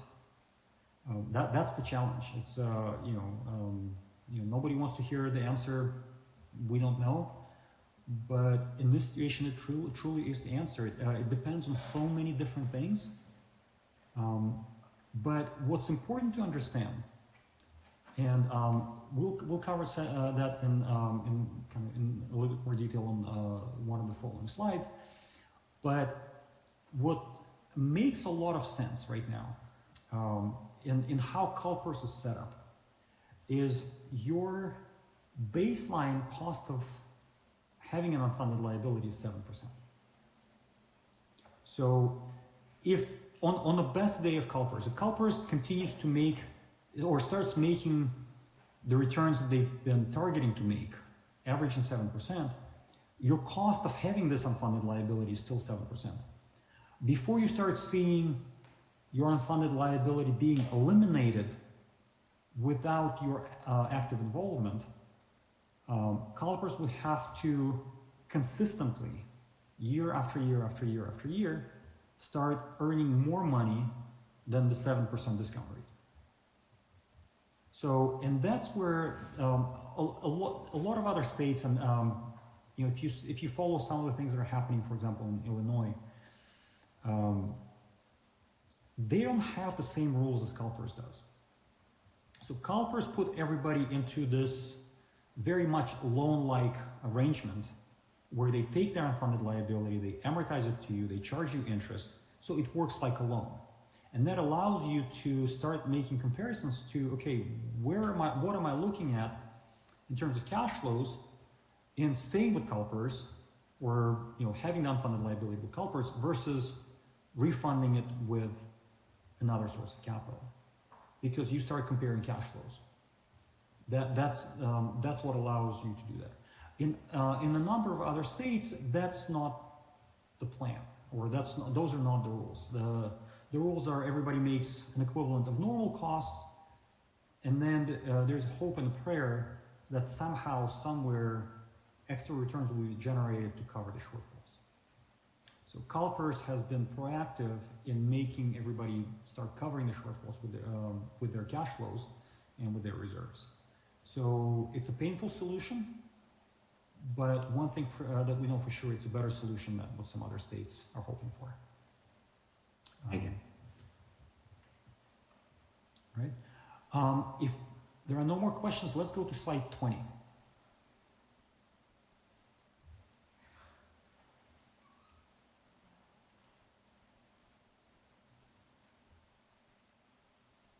All right, there we go. Okay, so quickly kind of wrapping things up. So what are the benefits of refunding?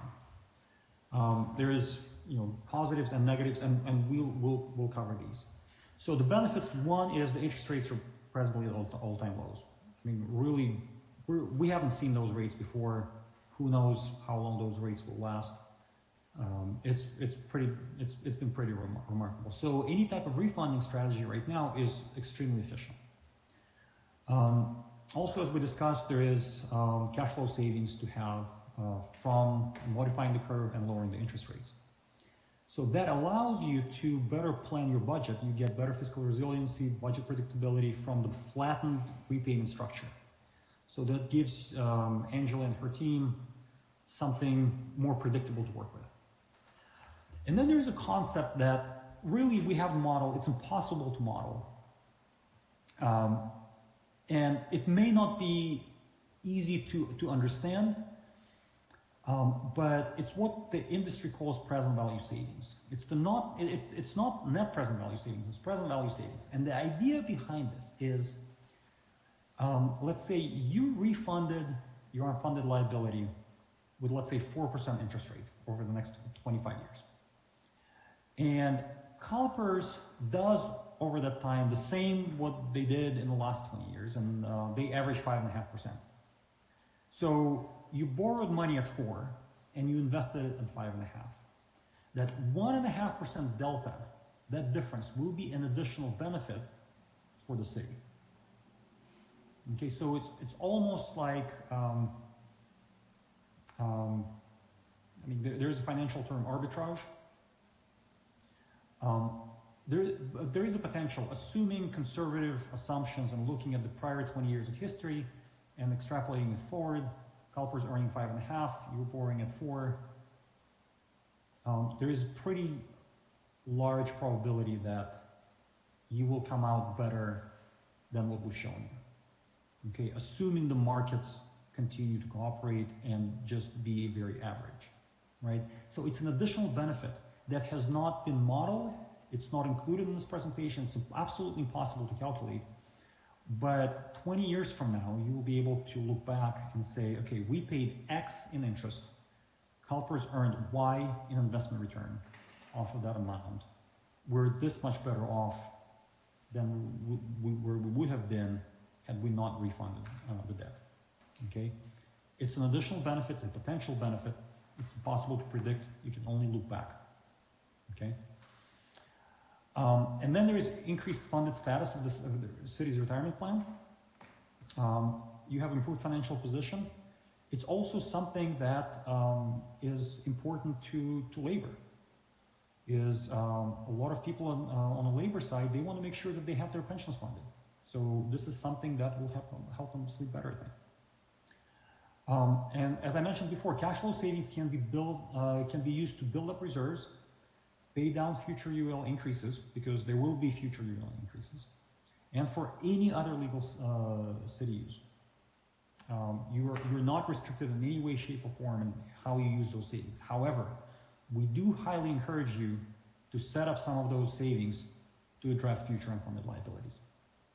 What we also tell a lot of other cities is make sure to set aside some of those savings for your future OPEB liabilities. What Damian and Angela made sure that we understand is you guys are much better off in that sense because you don't have significant OPEB liabilities. So that's something that we want to make sure that you don't just treat it as a windfall, you actually be very thoughtful about how you use those savings and prepare a war chest for future UL increases. Okay, so those are the benefits. That's the good part. So next slide, please. So we are better than average. In some sense, you are. In some sense, you are, yes. And these are the 4 risks. And the first risk, that's what we talked about, is the reinvestment risk. Anytime you give money to CalPERS, it goes into the markets, and it's subject to investment loss exposure.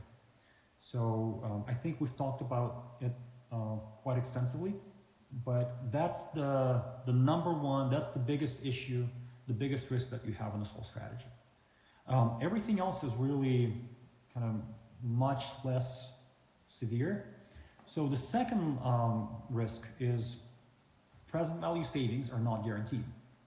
So it's the same, those savings that I was saying that CalPERS earning more than what you're paying on the debt. Okay? CalPERS, in order for you to see any benefits on that front, not on the cash flow side, but on your overall funding picture, CalPERS would have to earn more than what you're paying in the refunding interest rate. So let's say you're paying 4%, CalPERS has to earn 4% before you start seeing anything positive.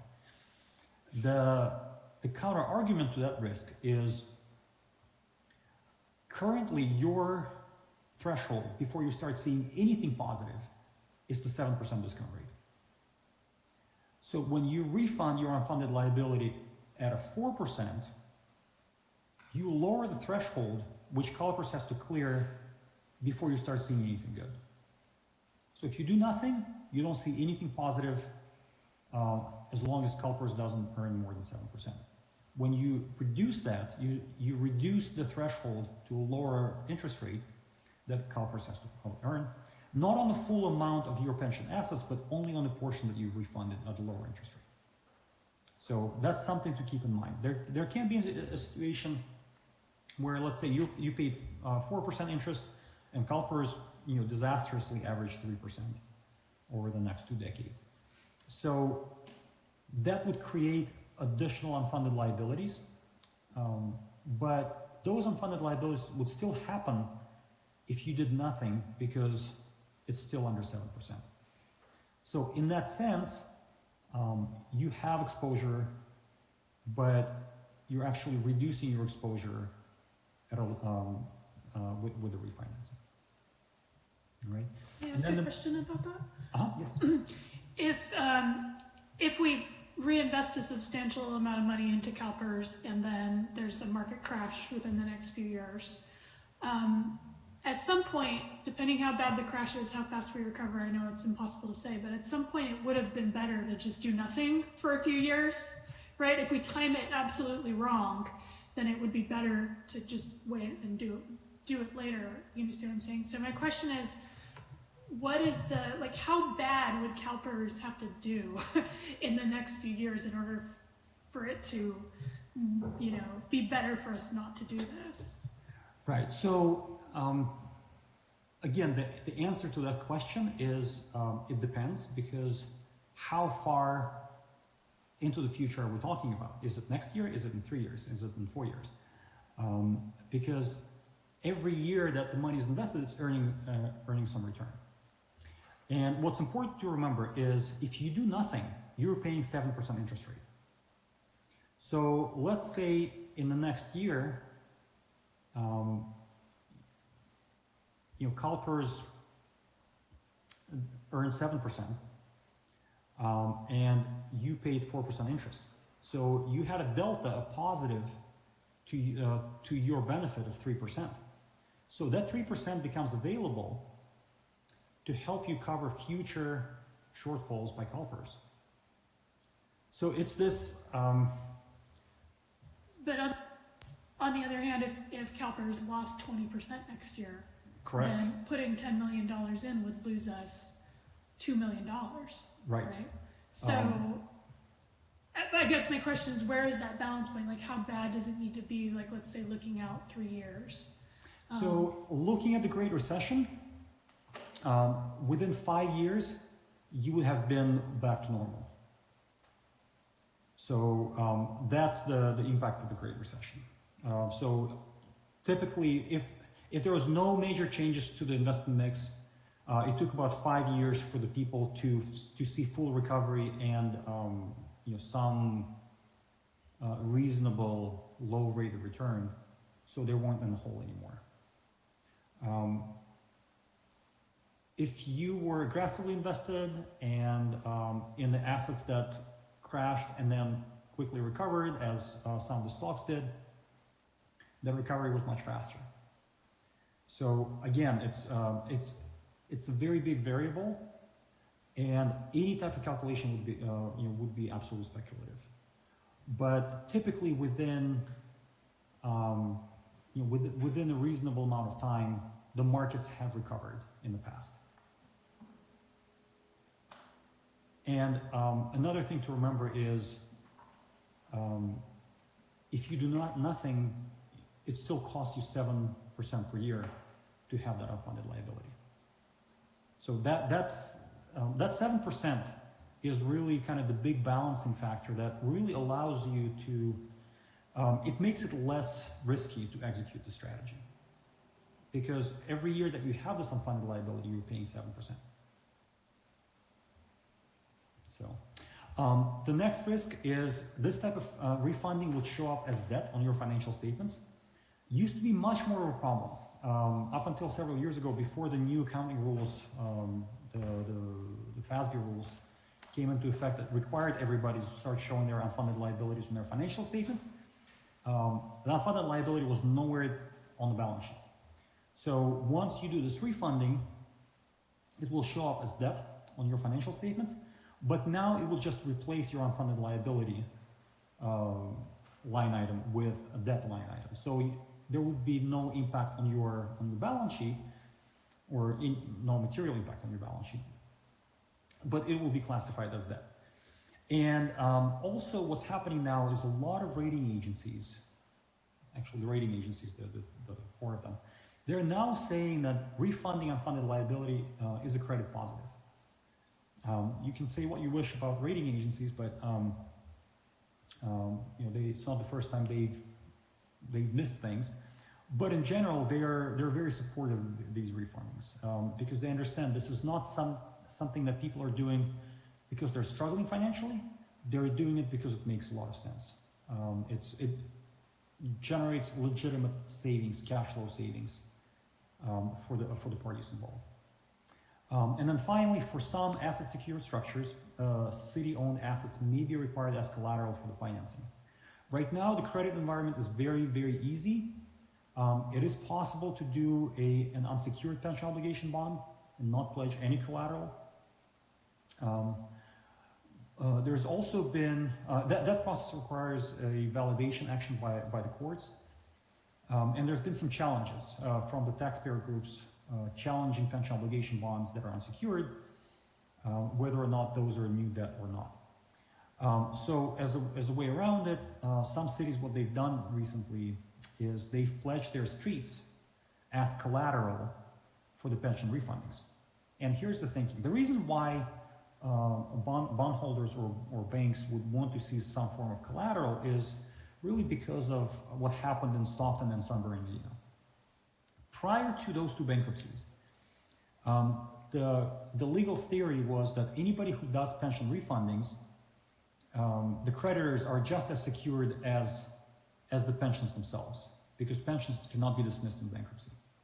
So the thinking was, as long as you refund the pensions, you are at the same level of protection in the bankruptcy scenario as if you were the pension fund, or the retirees or employees that are due pension benefits.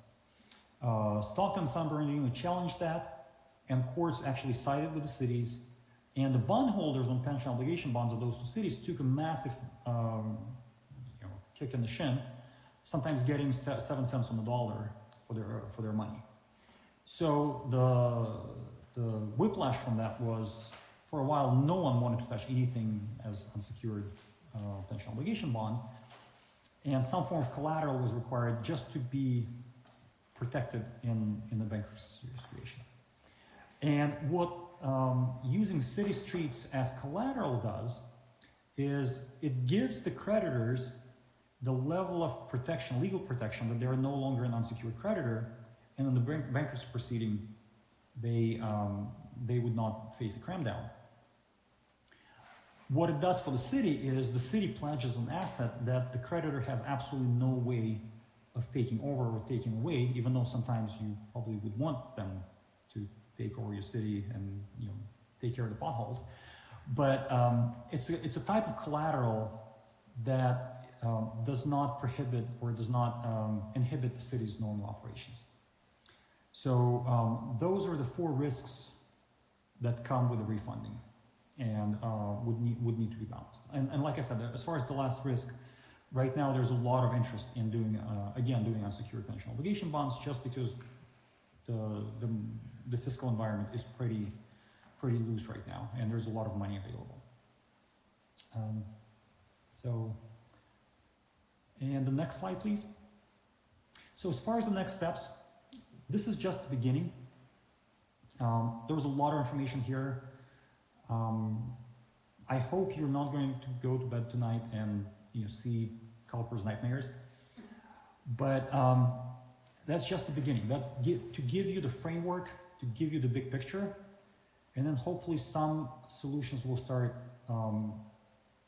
becoming more clear, more comfortable, more because every agency is different, and you really have to do what's right for you.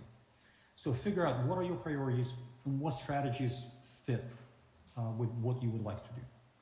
Then develop and adopt what we call a comprehensive pension liability management plan. Taking these strategies, taking the right pieces of these strategies and documenting them. because it will take a while. It's not just a one-time fix. It's something that you have to put in place over a long period of time and make sure you follow that plan over a long period of time. So then you implement the selected strategies. And then every year when CalPERS comes out with a new evaluation report, you have to take steps based on that report, because every year something happens. Every year there's a tweak. Whether it's avoiding the negative amortization, making an additional payment, asking CalPERS to not to do the ramp up, all those things, something that you have to actively manage, because as long as you have employees, as long as you have retirees, as long as you have any surviving spouses of the retirees, you'll have to deal with this. So you can't prevent future UL increases, but being proactive allows you to prepare for them. So that's the presentation. So can I ask another question? Absolutely. It's probably more for Damien. Damien, based upon what was just said, it sounds like this would be similar to our other plans we have in place, like our street plans and our park plans and our equipment long-range plans. This is just another form of long-range planning for us to have to stay on track with things, correct? Right. It's just, pensions are a liability, like streets are a liability, like, capital. And so it just is, it works better if we have long-term plans to manage it over time. Correct. So this would be something that we would put in place similar to those to be able to manage just another aspect of the operation. Right, right. Thank you. Mr. Semenoff, thank you so much.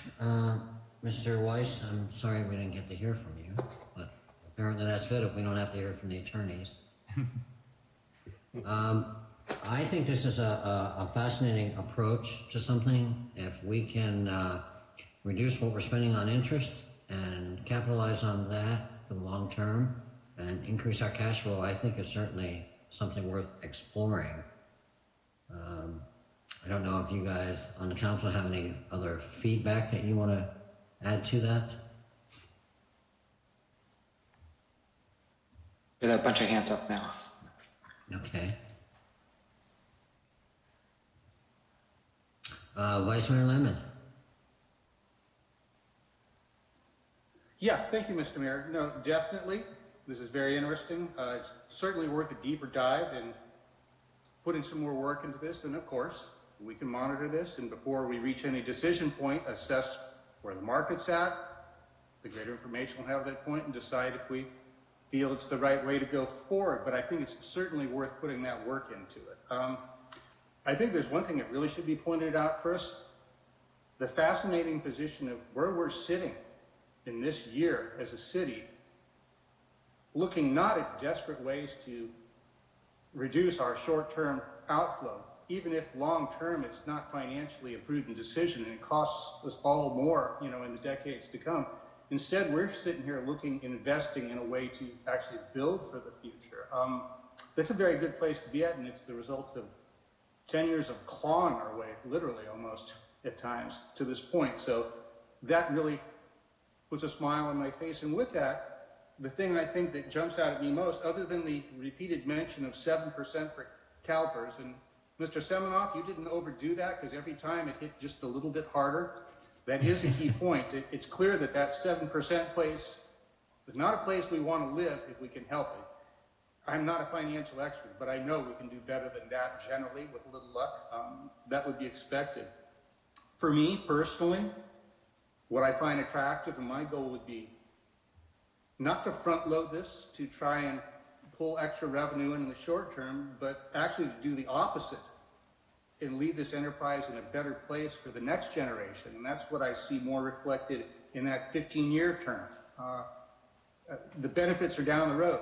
We may not take advantage of it, but it will leave this place, if we can get there safely, with streets in good place, with this paid down in a better position, and hopefully building somewhat of a war chest for future increases, because it appears UAL It was apparent from just reading the packet. It never fully goes away. Talking about like we're going to pay it off on lump sum isn't the way we really would understand it, at least the general public would understand it. But dealing with it in this effective manner would be a good thing. So I share some of the mayor's enthusiasm for this, to go further and see what works out. I'm sure there's a much deeper dive to look at this. I do feel optimistic. I don't feel quite so optimistic to go a longer term and try and capture more years. I'd like to make my exposure as short and sweet and capture as much as I can, but that's just my take tonight. That's why I'd like to see more come back on this. So that would be my thoughts and my direction to staff personally. Thank you, Mr. Mayor. Thank you, Vice Mayor Lim, and Councilmember Ford. Thank you, Mayor Moore. I trying to respond to the staff report's request for direction on directions with all of these various scenarios. The comprehensive strategy is very appealing. I think it's, to me, a no-brainer to refinance as much as possible with tax-exempt bonds to get sub, I mean, it sounds like these days we could get sub 3% versus 7%, and that's a huge advantage to us. And just to think about the math of that, that means, you know, so 4% a year compounded, you know, at 4 years, that would have been about a 17% advantage. So the market would have to drop by about that much for us to be in the negative. So it seems to me like the tax exempt bond, you know, funding the street projects with tax exempt bonds and using the reserves and surpluses to pay down the unfunded liability is a no-brainer. I, like Vice Mayor Landon, I would rather discharge this debt on a 15-year schedule than 20 or 25. And so I like the red line comprehensive strategy scenario the most, I think. Thank you. Councilmember Sparks.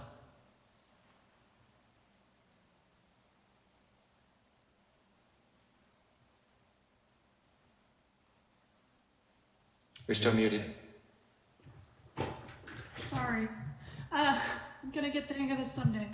I agree with everything that's been said so far. The one thing that I would like to still continue exploring is that I'd still like to look at the 20-year terms, and my reasoning is a lot of the savings from the 15-year term was at the end, you know, way far in the future.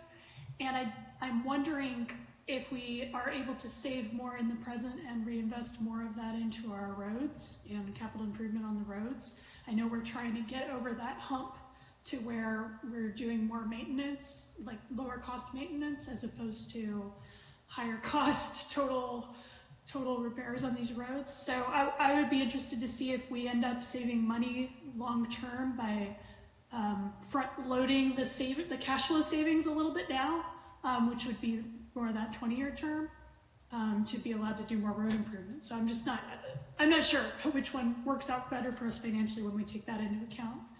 I also, one thing I'm a little nervous about, just because I'm very conservative financially, is there are things that are sort of unmodelable in this. Like, what if there are major changes to laws that govern how PERS works? You know, what if there are major changes that we're just not even thinking about right now? That makes me nervous about getting into pension obligation bonds that we don't have a lot of flexibility on. So I would be more interested in looking at these, the bank loan idea that was mentioned, so that we could continue to possibly use more road bonds instead that are lower interest rate, just because that increases our margin of error in case there's some major change that we're not foreseeing now. Thank you. Councilmember Harvey. Thank you, Mayor Moore. I don't disagree with anything that's been said yet. I would like to look at the difference between the 15 and the 20 year. I also think that we do have a lot of street stuff that needs to be done, and so I'd kind of like to look at what would that look like if we did you know, the next 2 years out, because I think that's where, as Councilman Member Sparks said, you know, where we get that big hunk.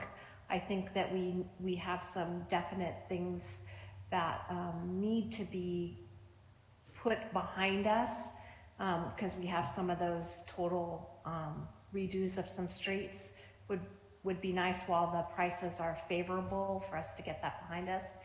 And based upon what I'm hearing, I think it will be very important for us to help lower the risk in the future by having a management plan so that people know what it was that we were trying to do, so people don't think, oh, well, I have this windfall of money and I'm going to go do this with it, so that when we do it, that here's the plan and this is what our intent was with those savings, so that people in the future can know what we were thinking when we were doing it.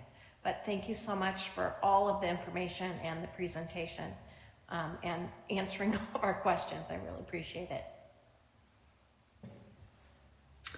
Thank you. Mr. Semenoff, I had another question. In the presentation, when you were talking about the different types of financing available, the bonds, you have a pension obligation bond, and then you have a bond based on assets of the city. Is it required that you have a hybrid of those two bonds, or could you do purely the secured bond? No, it's really the wording. The pension obligation bonds, they can be secured or unsecured. Okay. It's the reference for a form of borrowing that refunded pension liabilities, and it can take on many different forms. Okay. For example, an enterprise can do a revenue bond to refund their pensions, and on the one hand it would be a revenue bond, on the other hand it would be a pension obligation bond. So it's just really semantics. The idea would be to find the optimal structure for the financing, regardless of what it's called, but really look at the intention and find the optimal benefit, financial benefit, and structural benefit for the city. Some of the terminology, it can be interchangeable, but the ideas are, whether it's tax exempt versus taxable, is there collateral, what are the repayment sources, what are the terms, and those can vary, and different bonds can have different terminology associated with them. Probably one of the things I wanted to expand on is just because we say it's a bond, it doesn't necessarily mean that it cannot be a bank loan. Whether it's a municipal bond as a public security that's issued, and you have an offering statement and people can buy in and out, so that's typically referred to as the bond. But then a lot of the bank financing is also called a bond, but it's not a traded bond. It's a loan that the bank books. It may have bond documents, a bond counsel may document it, but then it's not traded. No one else can buy it. The bank just puts it in their loan portfolio. They treat it as a loan, even if it's called a bond, and they hold on to it. In the kind of normal today's terminology, that would be considered a private placement, you can get some flexibility with that in terms of prepayment, for example, where there's less flexibility in the bond market, but the bond market offers lower interest rates generally than the bank loan market. So there's trade-offs between those, but all those terms are very interchangeable, and the idea would be to find the optimal cost of funds and balance it against the complexity and the ease of execution of the strategy. Find kind of the intersection of those worlds that allows the city to save as much money as possible while achieving the goals that the city has. Thank you. So it sounds like we have a consensus with the council for you and Damien and Angela to explore this further with the 15 and the 20 year, and come back and wow us with that and see what we can do. Is that correct, Mr. Obid and Damien, or Angela? Yeah, that's, I think that's a pretty good, that's a pretty good summary, yeah. Yeah, and I have a lot of notes from what everyone said, so we can take that back and circle back on that and hopefully come up with a much more refined option or options to look at. Okay, Councilmember Ford? And through the chair, if I might. Sure, after Councilmember Ford. I just wanted to say real quickly, given the currently historically low interest rates, I think there's some urgency to make this move as fast as possible. That's all. Thanks. Vice Mayor Lyman. I would underline what Councilmember Ford said completely, and I just wanted to delineate a little further what was the direction of all of us, specifically with the comparison between the 50 and 20 years.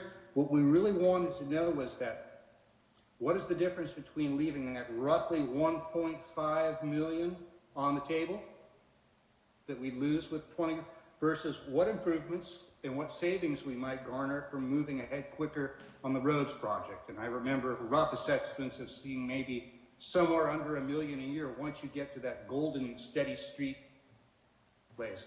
So I guess it would be a matter of assessing the different times for those and what the savings would be. And be interesting to see. I got to still lean towards the idea of leaving long-term everything in a better place, but it's certainly a good concept to look at and might turn out to be even slightly better. So looking forward to seeing this come back. Thank you. Yeah, and Mayor, we will definitely come back as soon as possible with it after we've had a chance to work through the details. And it's always the default, best place to be is save as much money as possible. That's usually where you want to be. But then you just have to temper it with sort of the cash flow reality of that and what's the best balance of that. Great. Well, thank you so much again, Mr. Waste and Mr. Semenoff. Thank you very much for your work on that. Angela, thank you very much. Damien, nice job. We'll look forward to seeing that pretty soon. Okay.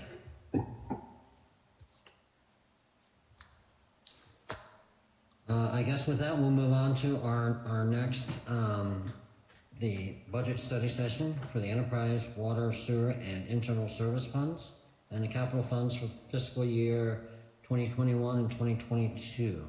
Do any of you guys need a bio break for a minute before we move on? Seeing none, we're moving on. Ms. Porter, I believe this one's yours. Yes, this is on me. So thank you, Lauren, for bringing up the slides, and good evening, Mayor, council members, fellow staff, and our future attendees. So thank you for going through that study session with us. This is so important to us since we had gotten to some good points in that UAL discussion that we brought it to you with this budget study session because they are in many ways inseparable.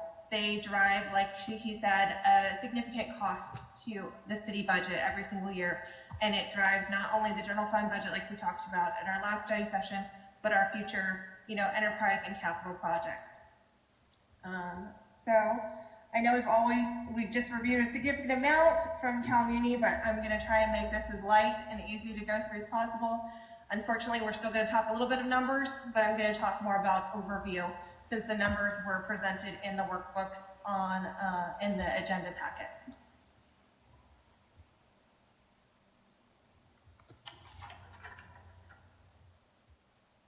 So in municipal budgeting, just to go over this again, we like to talk about budgeting cycles because this really is a never-ending cycle. This year, our process started on March 16th with the strategic planning session where we developed the city objectives, discussed about the budget focus and our strategic projects. Then on April 20th, we brought back to the community the revised objectives and discussed the general funds, special revenue funds. And tonight we will discuss the enterprise funds, capital projects, updates to the general fund, and then we're going to continue to work through the capital, and then we're going to go through and hopefully bring you a great, fully packaged budget by June 8th. So the revised goals and objective of the city now include these 4 key goals. Within each are the key objectives underneath each goal. So each department is now working to refine all of those projects and aligning with these revised goals. And these will be included within the final proposed budget book. It's also what's guided the focus for also budget monies, making sure that those are allocated and correctly allocated to the goals and objectives underlined here. So again, the summarized form, the adopted form, is a full 2-page book that will also be included in the budget book.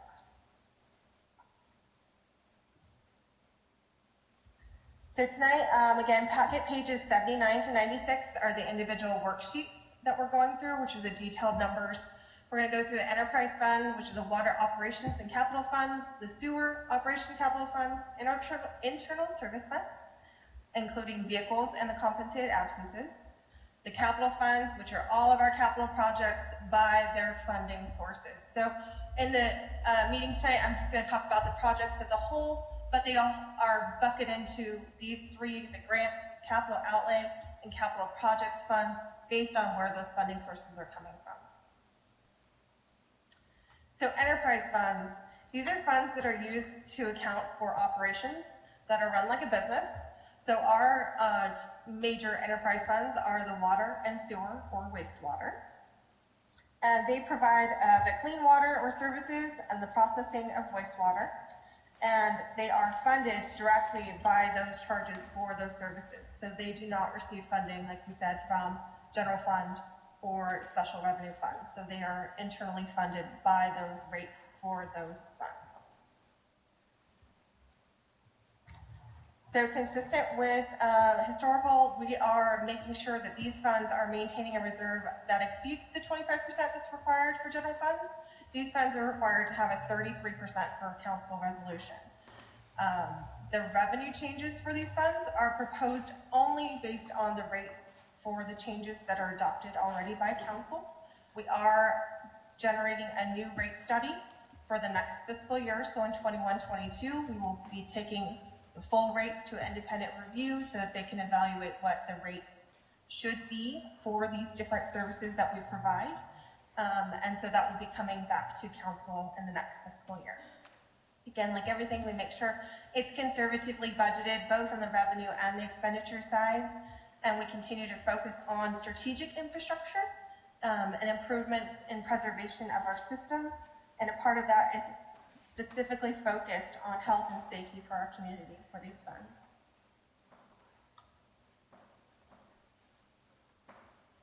So the water funds.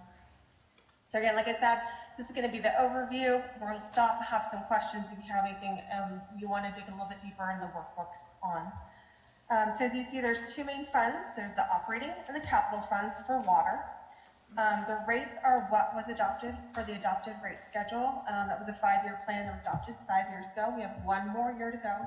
We will then adopt and implement the next rates for the years 22-23 if adopted by council. If not, there would be no additional rate increases. The proposed capital projects and equipment for the capital fund are the water SCADA, just ongoing meter replacements as those age out. They have other issues. We just want to make sure we have the funding on hand to make those replacements as needed. We also have the SCADA server upgrade and relocation, which is a major project which affects both the water and the sewer capital fund. And we'll talk about it a little bit more when we get to the capital projects, as well as the well 1A filter media replacement project. And again, this is also an ongoing project, something we do every few years. So just looking at the trends for the water funds, and this is the combined water operations and capital funds. So the operating expenditures for 21-22. So again, we're budgeting consistently with general fund where we budget our personnel at full staffing. This last couple of years, we have had a few turnover positions or positions that have been open, and so we have had reduced expenses on those pieces. We also have allocated contract services. We're still getting in estimates as to what those costs are going to be, and we will have better, more precise numbers when they come back to council on the full budget book. But we are estimating as best we can, and again, biggest piece of that is really the insurance. And the, of course, largest charge and cost for operating expenses for the water fund is the cost of water. So that is where the significant piece of the expenses go to. On the other side of that, we have the changes in revenues. So the revenue spikes that you would see in the chart to the right are those changes in connection fees. So those are one-time fees that are paid by development companies as they connect to our system. And so those do spike, and they're one-off fees that we do not anticipate to have significant balances for the 21-22 fiscal year.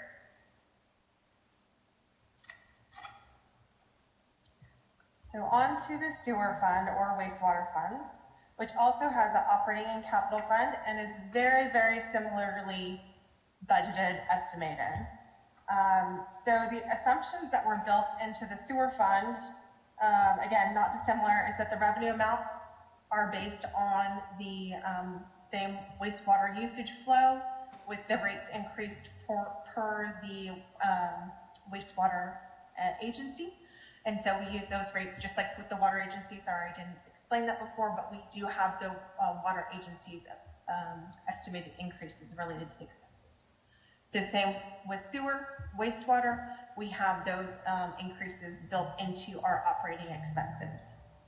For the revenues, we have just the rate increases related to the water usage for the rates and the water base charges as those were adopted by council. And again, those rate studies are coming back to council at the same time frame. The proposed capital projects for improvements are the continued work on the manhole and lateral repair improvements.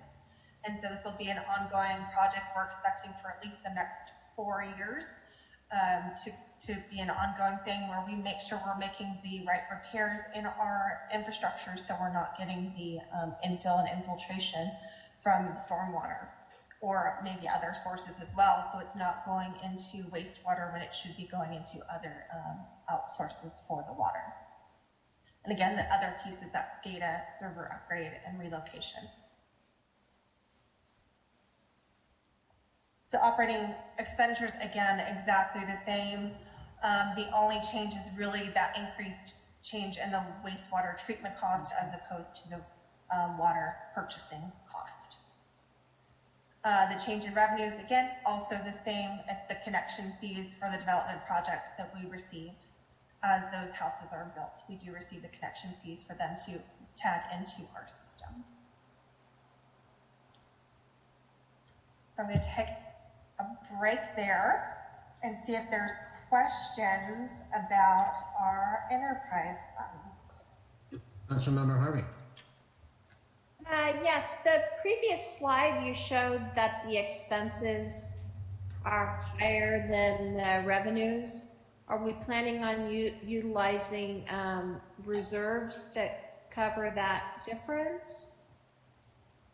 Sorry, I'm trying to go back and it's only going forward. All right, sorry. No, it's okay. I just wanted to make sure everyone else said, yes, we did, and Damien can absolutely chime in here. We are using reserves for that balance. And this was anticipated per our rate study that we adopted the 5 years ago. We did know this was coming, and it was a delayed, and we did keep the rates down as low as we could in order to offset this, but we knew it was coming, and so that's why we're planning going forward. Okay, thank you. Damien, did you want to add? Yeah, I was just going to add that in the wastewater enterprise in particular, the biggest single operating cost by a giant margin is the cost of treatment of the wastewater. And so that's the main reason why we have been and we continue to be focused on manholes and lateral repairs, because you don't have to pay for wastewater that you don't collect and pump and treat. So to the extent that we can reduce inflow and infiltration, this is going to benefit us in the long run in terms of wastewater costs. Thank you. Councilmember Ford. Just a quick question. First, what does SCADA stand for? Supervisory Control Data Acquisition System. So basically, it's a computer system that controls the water and wastewater pumps. And Okay, thanks. And then, Angela, on the two, so the SCADA server replacement relocation is a $200,000 project? Correct. Split Yes, it it equally? is. And Okay. it's split between the two funds, yes. Thanks. Because it does manage both. Does any of these incorporate the Cypress tanks? Not at this time. We are looking for, due to a significant amount of funding that's coming out from the federal government, we are continuing to keep an eye out for possible grant options for that. Thank you.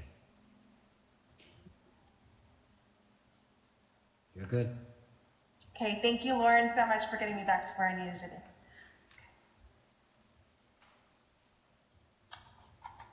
Okay, so internal service funds.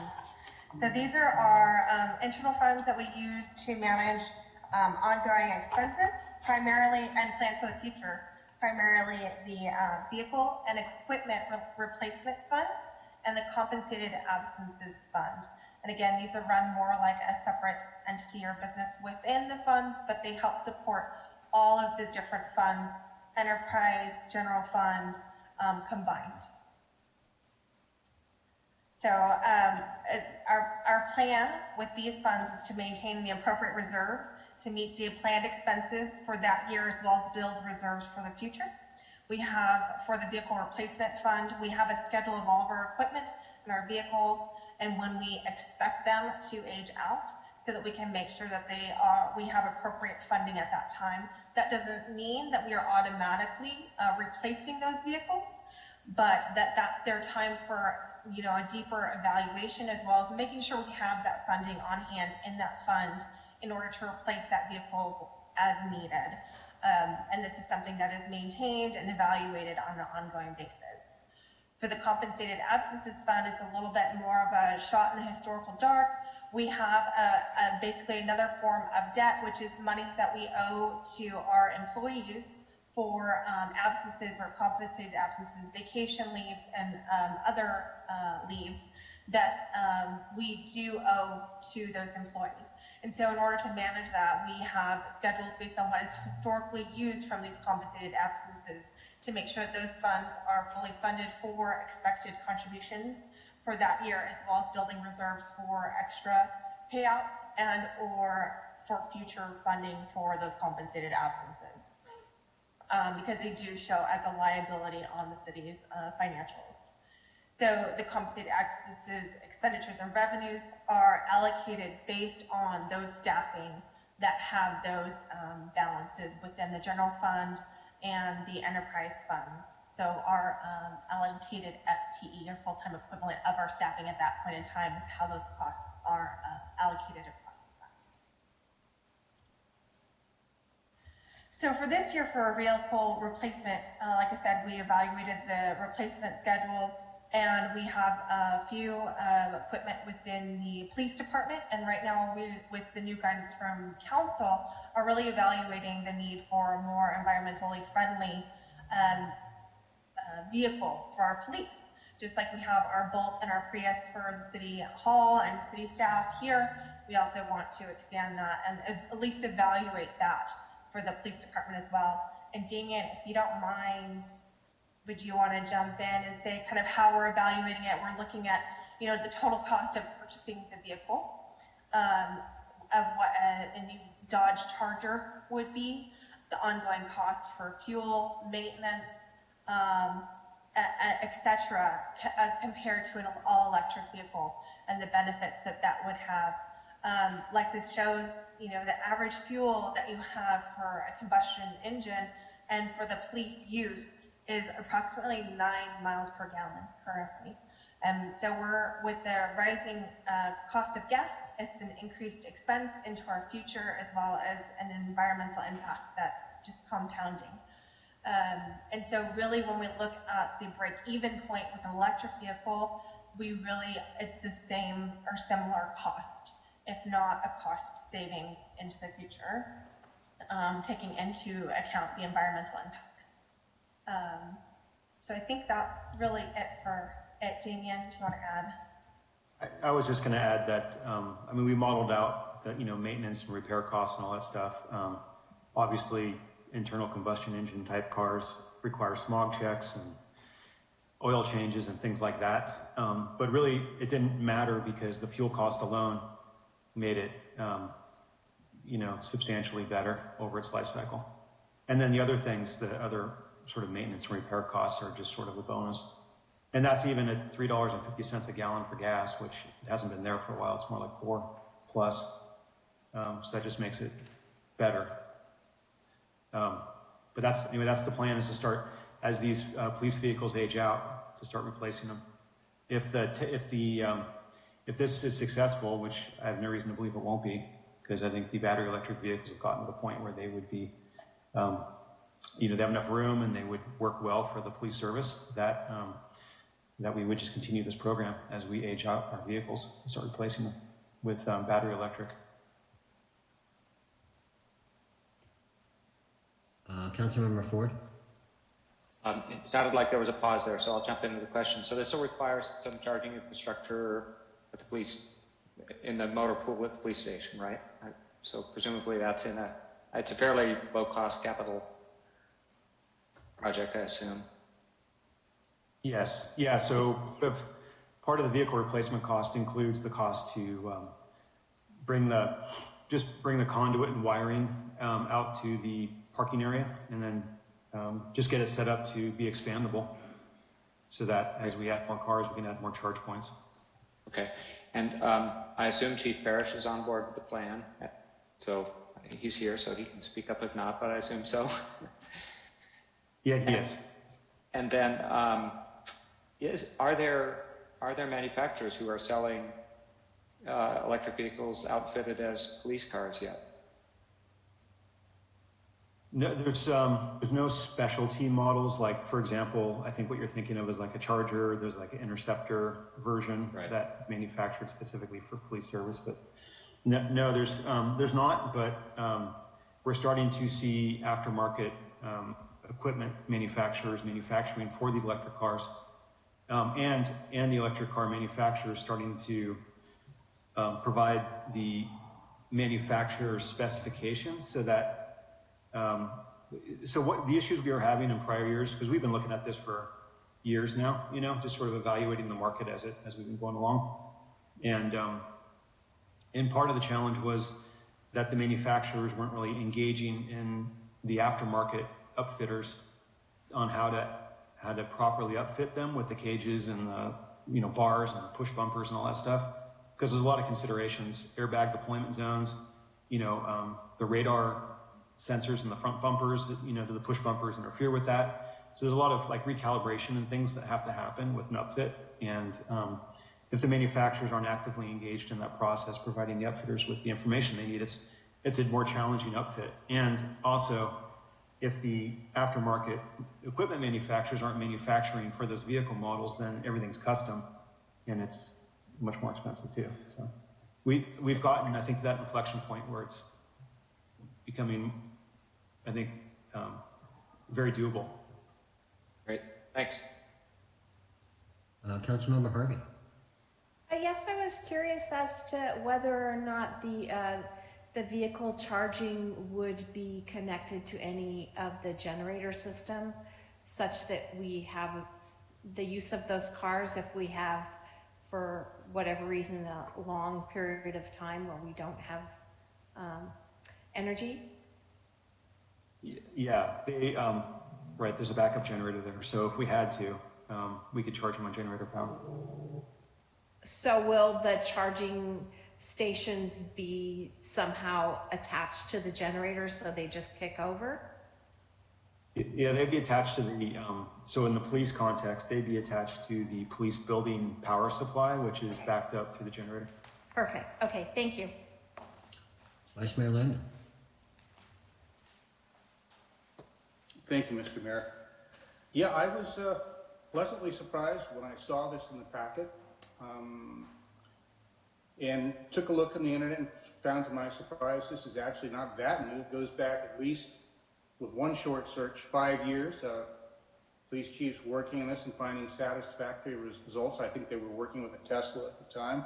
I guess the big question I always had was, typically we see police cruisers sitting unattended and idling, and I've always understood that to be the same reason we left fire trucks idling, because of the large amount of lights, radios, and electrical equipment that encompasses a pretty heavy load in the battery. I take it this is something that batteries can handle now easily, and in fact still be workable in terms of miles available and charging times. Yeah, so a conventional, like, internal combustion type car typically only has a little 12-volt lead acid battery, which can't support that kind of equipment. But these battery electric cars have, close to probably 80 kilowatt hour battery packs that can easily support this, the accessory equipment while it's stopped. Well, I'll say there'll be a lot of people happy to see a police car stop somewhere and not idling, because that's something that always drives people nuts. And even after they understand the reason, which is a good one, it's still, nowadays, would be much better. Just a quick question, I don't have an answer, but do we have any thoughts on models we're looking at or where that might go? Or is this completely just at a starting point? Well, I think the lead contender right now is probably a Model Y, because it provides sufficient room for passenger, for a passenger cage and carrying people, transport. Kind of need that, yeah. Interesting. Well, this is great. I saw this, I thought it was wonderful. I shared it publicly just because I thought it was something that, and there seems to be a lot of interest, so I think this is a big thumbs up. Thank you. Yeah, I think the officers will probably like it too, because it'll actually be faster than those police chargers. Well, yeah, what's the saying we hear all the time?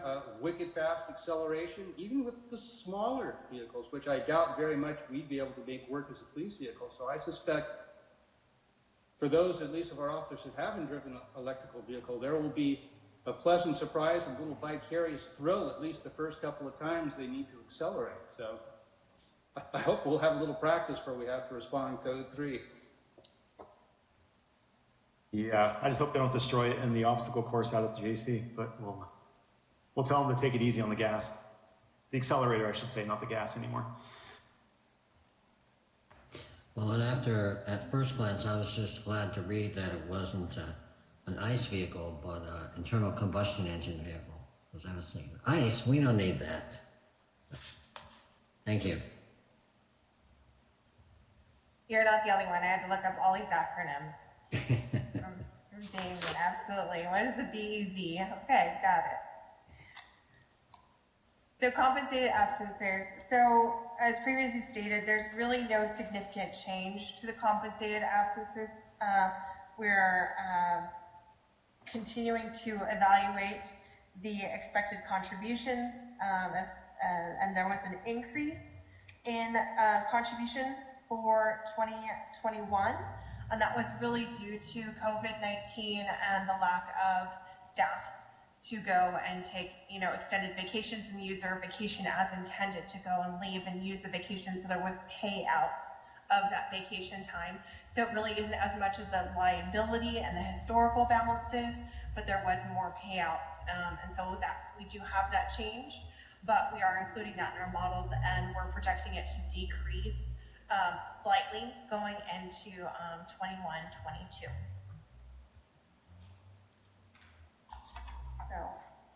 So I think we had all the questions with the vehicles.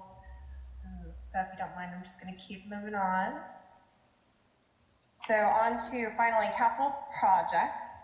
So I hate to leave this last, but I'm just going to go through it, like I said, as per projects by the functions rather than the funding sources, because really it gets into really a lot of nitty gritty.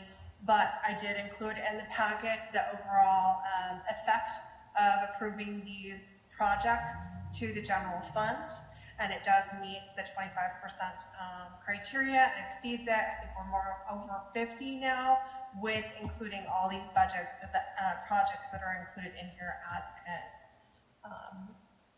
So during this ongoing COVID-19 crisis, the city has been able to continue to fund over $3.1 million in capital project work, leveraging over $500,000 in grants. I think it's amazing considering where we were in these seats last year, not knowing what was going to happen to our revenue stream, having confidence that we had a good level sales tax, not knowing what was going to happen with the state, with allowing extensions on their sales tax. We still continue to push forward on not only our A projects that were listed, but we push forward on a lot of the B projects and leverage, like was stated earlier, a better bidding environment in order to save future funding sources for future projects, because the projects were so much cheaper than were estimated to be. So looking into 21-22, we're still continuing to focus on prioritizing those B-level projects that were in last year's and expediting them to get this, to catch up to where we were wanting to be last year. So this includes the street improvements and safety, the traffic flow, Cotati Park. We're going to continue, like I said, with the Cypress Tank.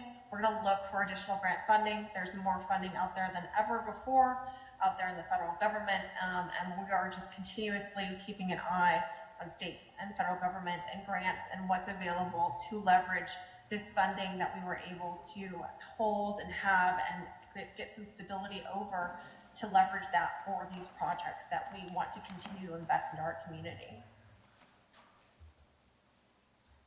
So the streets projects, again, it's packet page 49 to 46.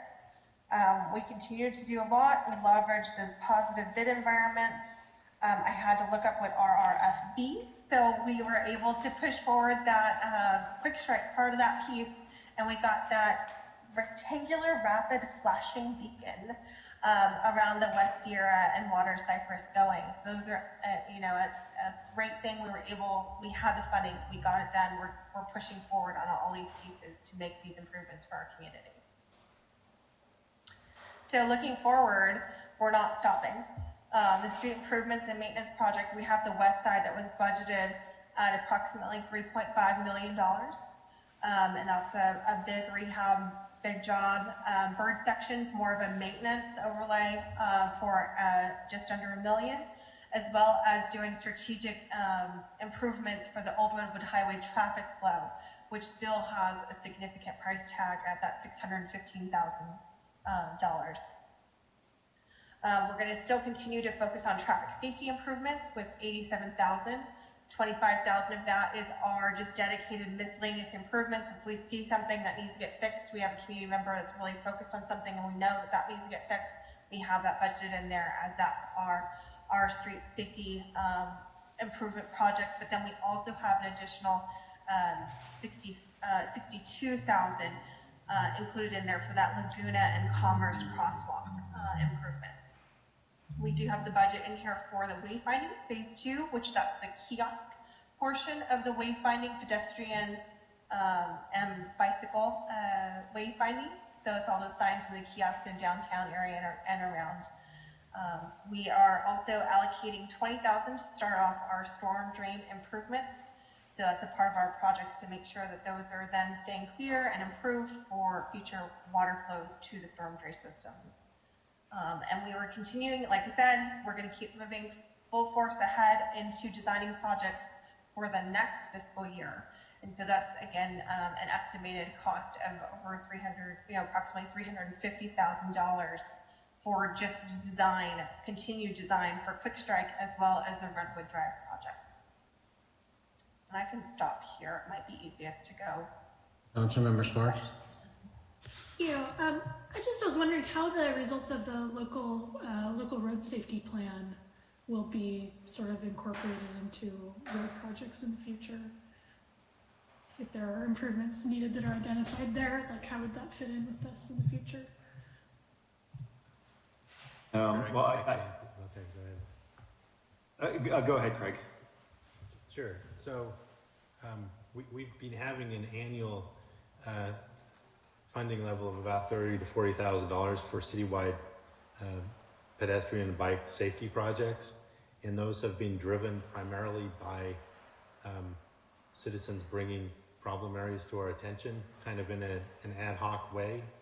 the local road safety plan is more of a holistic view of the entire city with that in mind, and bringing in all the public comment, and then also integrating the police database of all the collisions that we have. And so it's a more methodical approach to that, and we will get capital improvement projects out of that plan that we can then start rolling into future annual budgets. So staff is delighted that we can program those types of improvements, because then we know that they're addressing the highest priority areas. Sounds great, thank you. It just begs me to quote Ms. Porter, community members that really are focused on something. Right? A nice way of putting it. Yeah, with street improvements, people have strong opinions, it seems. Yes, they do. Thank you. Yes, we all live in this county, and it's all very important. So moving on. So our buildings are also in need of some continued reinvestment and support for improvements, because these are still assets for our community that we want to make sure we are making the appropriate investments in to maintain their structure and integrity going into our future.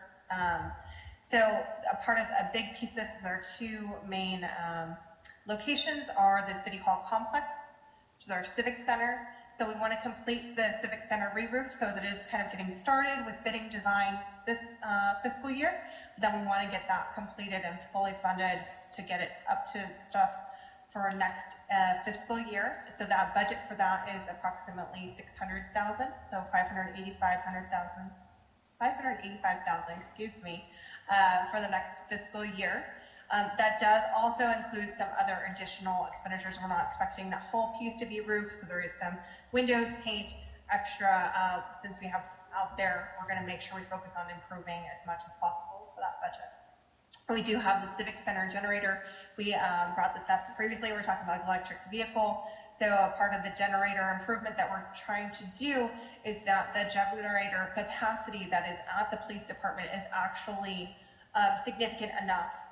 We're believing it's significant enough to actually function as a generator for the whole Civic Center, including the police department. So we want to have that assessed and reevaluated and hopefully tied in so that we can be using that generator to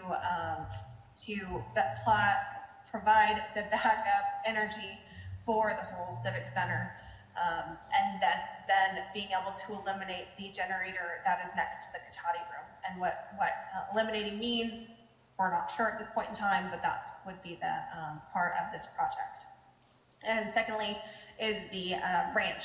So our ranch is another significant property that we're trying to improve and put investment in, because the community is very invested in that area, the animals, as well as participating in just that local community and the ag culture. And so we do have a budget of approximately $110,000 for Measure S that we will be providing or looking to provide for the design of that barn. Angela, will the City Hall complex refurbishments be inclusive of hot water in the men's restrooms? Absolutely not. No. We'll see. We'll see. I'd like to thank Ms. Porter for upholding tradition and the fact that we're a tough breed here at Cotati City Council. Right on. So I do joke that my husband actually was a part of the first class that went to the middle school there in those rooms. So I'm sure he's probably the one who broke the hot water in that restroom. So I'll make him come fix it. Perfect. Okay. Thank you. So last but not least, we have our parks. So we are going to continue to now refocus. This is unfortunately part of COVID-19. What we had as our B projects, we did work on parks as much as we could for design, but we really had to postpone it in order to continue to work on our streets projects. So we are going to still continue. We're going to push forward on that Cotati Park improvement project. which we're going to be able to leverage approximately $200,000 worth of grant funding for. And then we're going to move forward also with the design for the Helen Putnam Park budget, which is again pieces of that. These are all a part of the Parks Master Plan, and moving forward with designing pieces of those for the next budget year. And we did also include within this Can I ask a budget. quick question about Putnam? Sure. Excuse me, and this might be maybe more of a question for Mr. Scott or Mr. Obid, but I wanted to ask about the pedestrian bridge at Putnam Park. I would assume that's going over the lagoon. I just wanted to confirm if indeed that's the plan. Yes. That is a plan, right? That would be greatly appreciated. I suspect from my experience by the community, I think that would be a very good thing. Thank you. That was a good interjection. I appreciate that one. So yes, that's definitely a part of the plan for that. And then included is also $100,000 between improvements for Pocket Park as well as the gateway benches.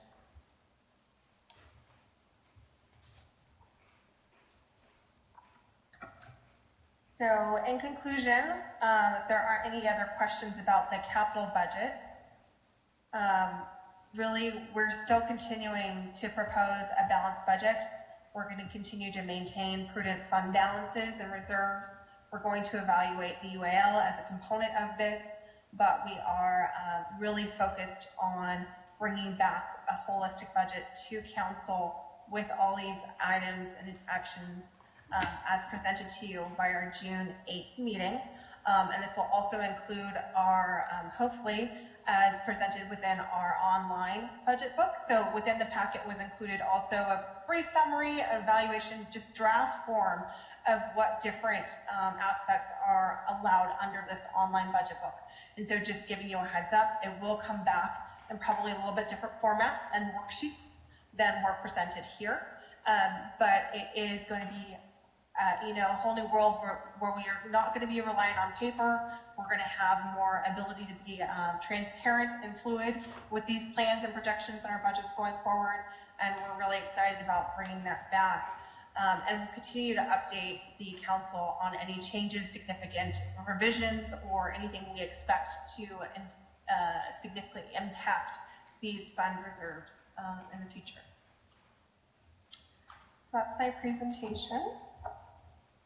Thank you, Angela. Any further questions from the council at this point? No? Mr. Obid? I was, Angela, I was just going to add that the budget, as was probably apparent by looking at it, is with respect to the earlier conversation about UAL, this is sort of a status quo budget, assuming we're doing the status quo with what we've always done with UAL in recent years. If we take one of the approaches where we bond or accelerate some infrastructure work, that kind of thing, so that would follow in June, July, and we could potentially have a slightly revised capital plan based on that, depending on what that looks like. So just a heads up that what we plan to bring back on June 8th is the status quo with respect to the UAL and how the capital program would work in that scenario. Terrific. I think it's been a plethora of information and really positive stuff looking forward, and I really appreciate the work that's gone into it with the finance and city manager and public works, etc. So I really am looking forward to these things, and I think it's looking great. If there are no further questions and we're all done, then I would propose that we adjourn at 8:54, and we will see you guys on the 8th. Thanks. Have a great night. Night, everyone. Be safe. Yeah. Good night. Hi, everyone. Good night. Thank you. Thank you, Angela.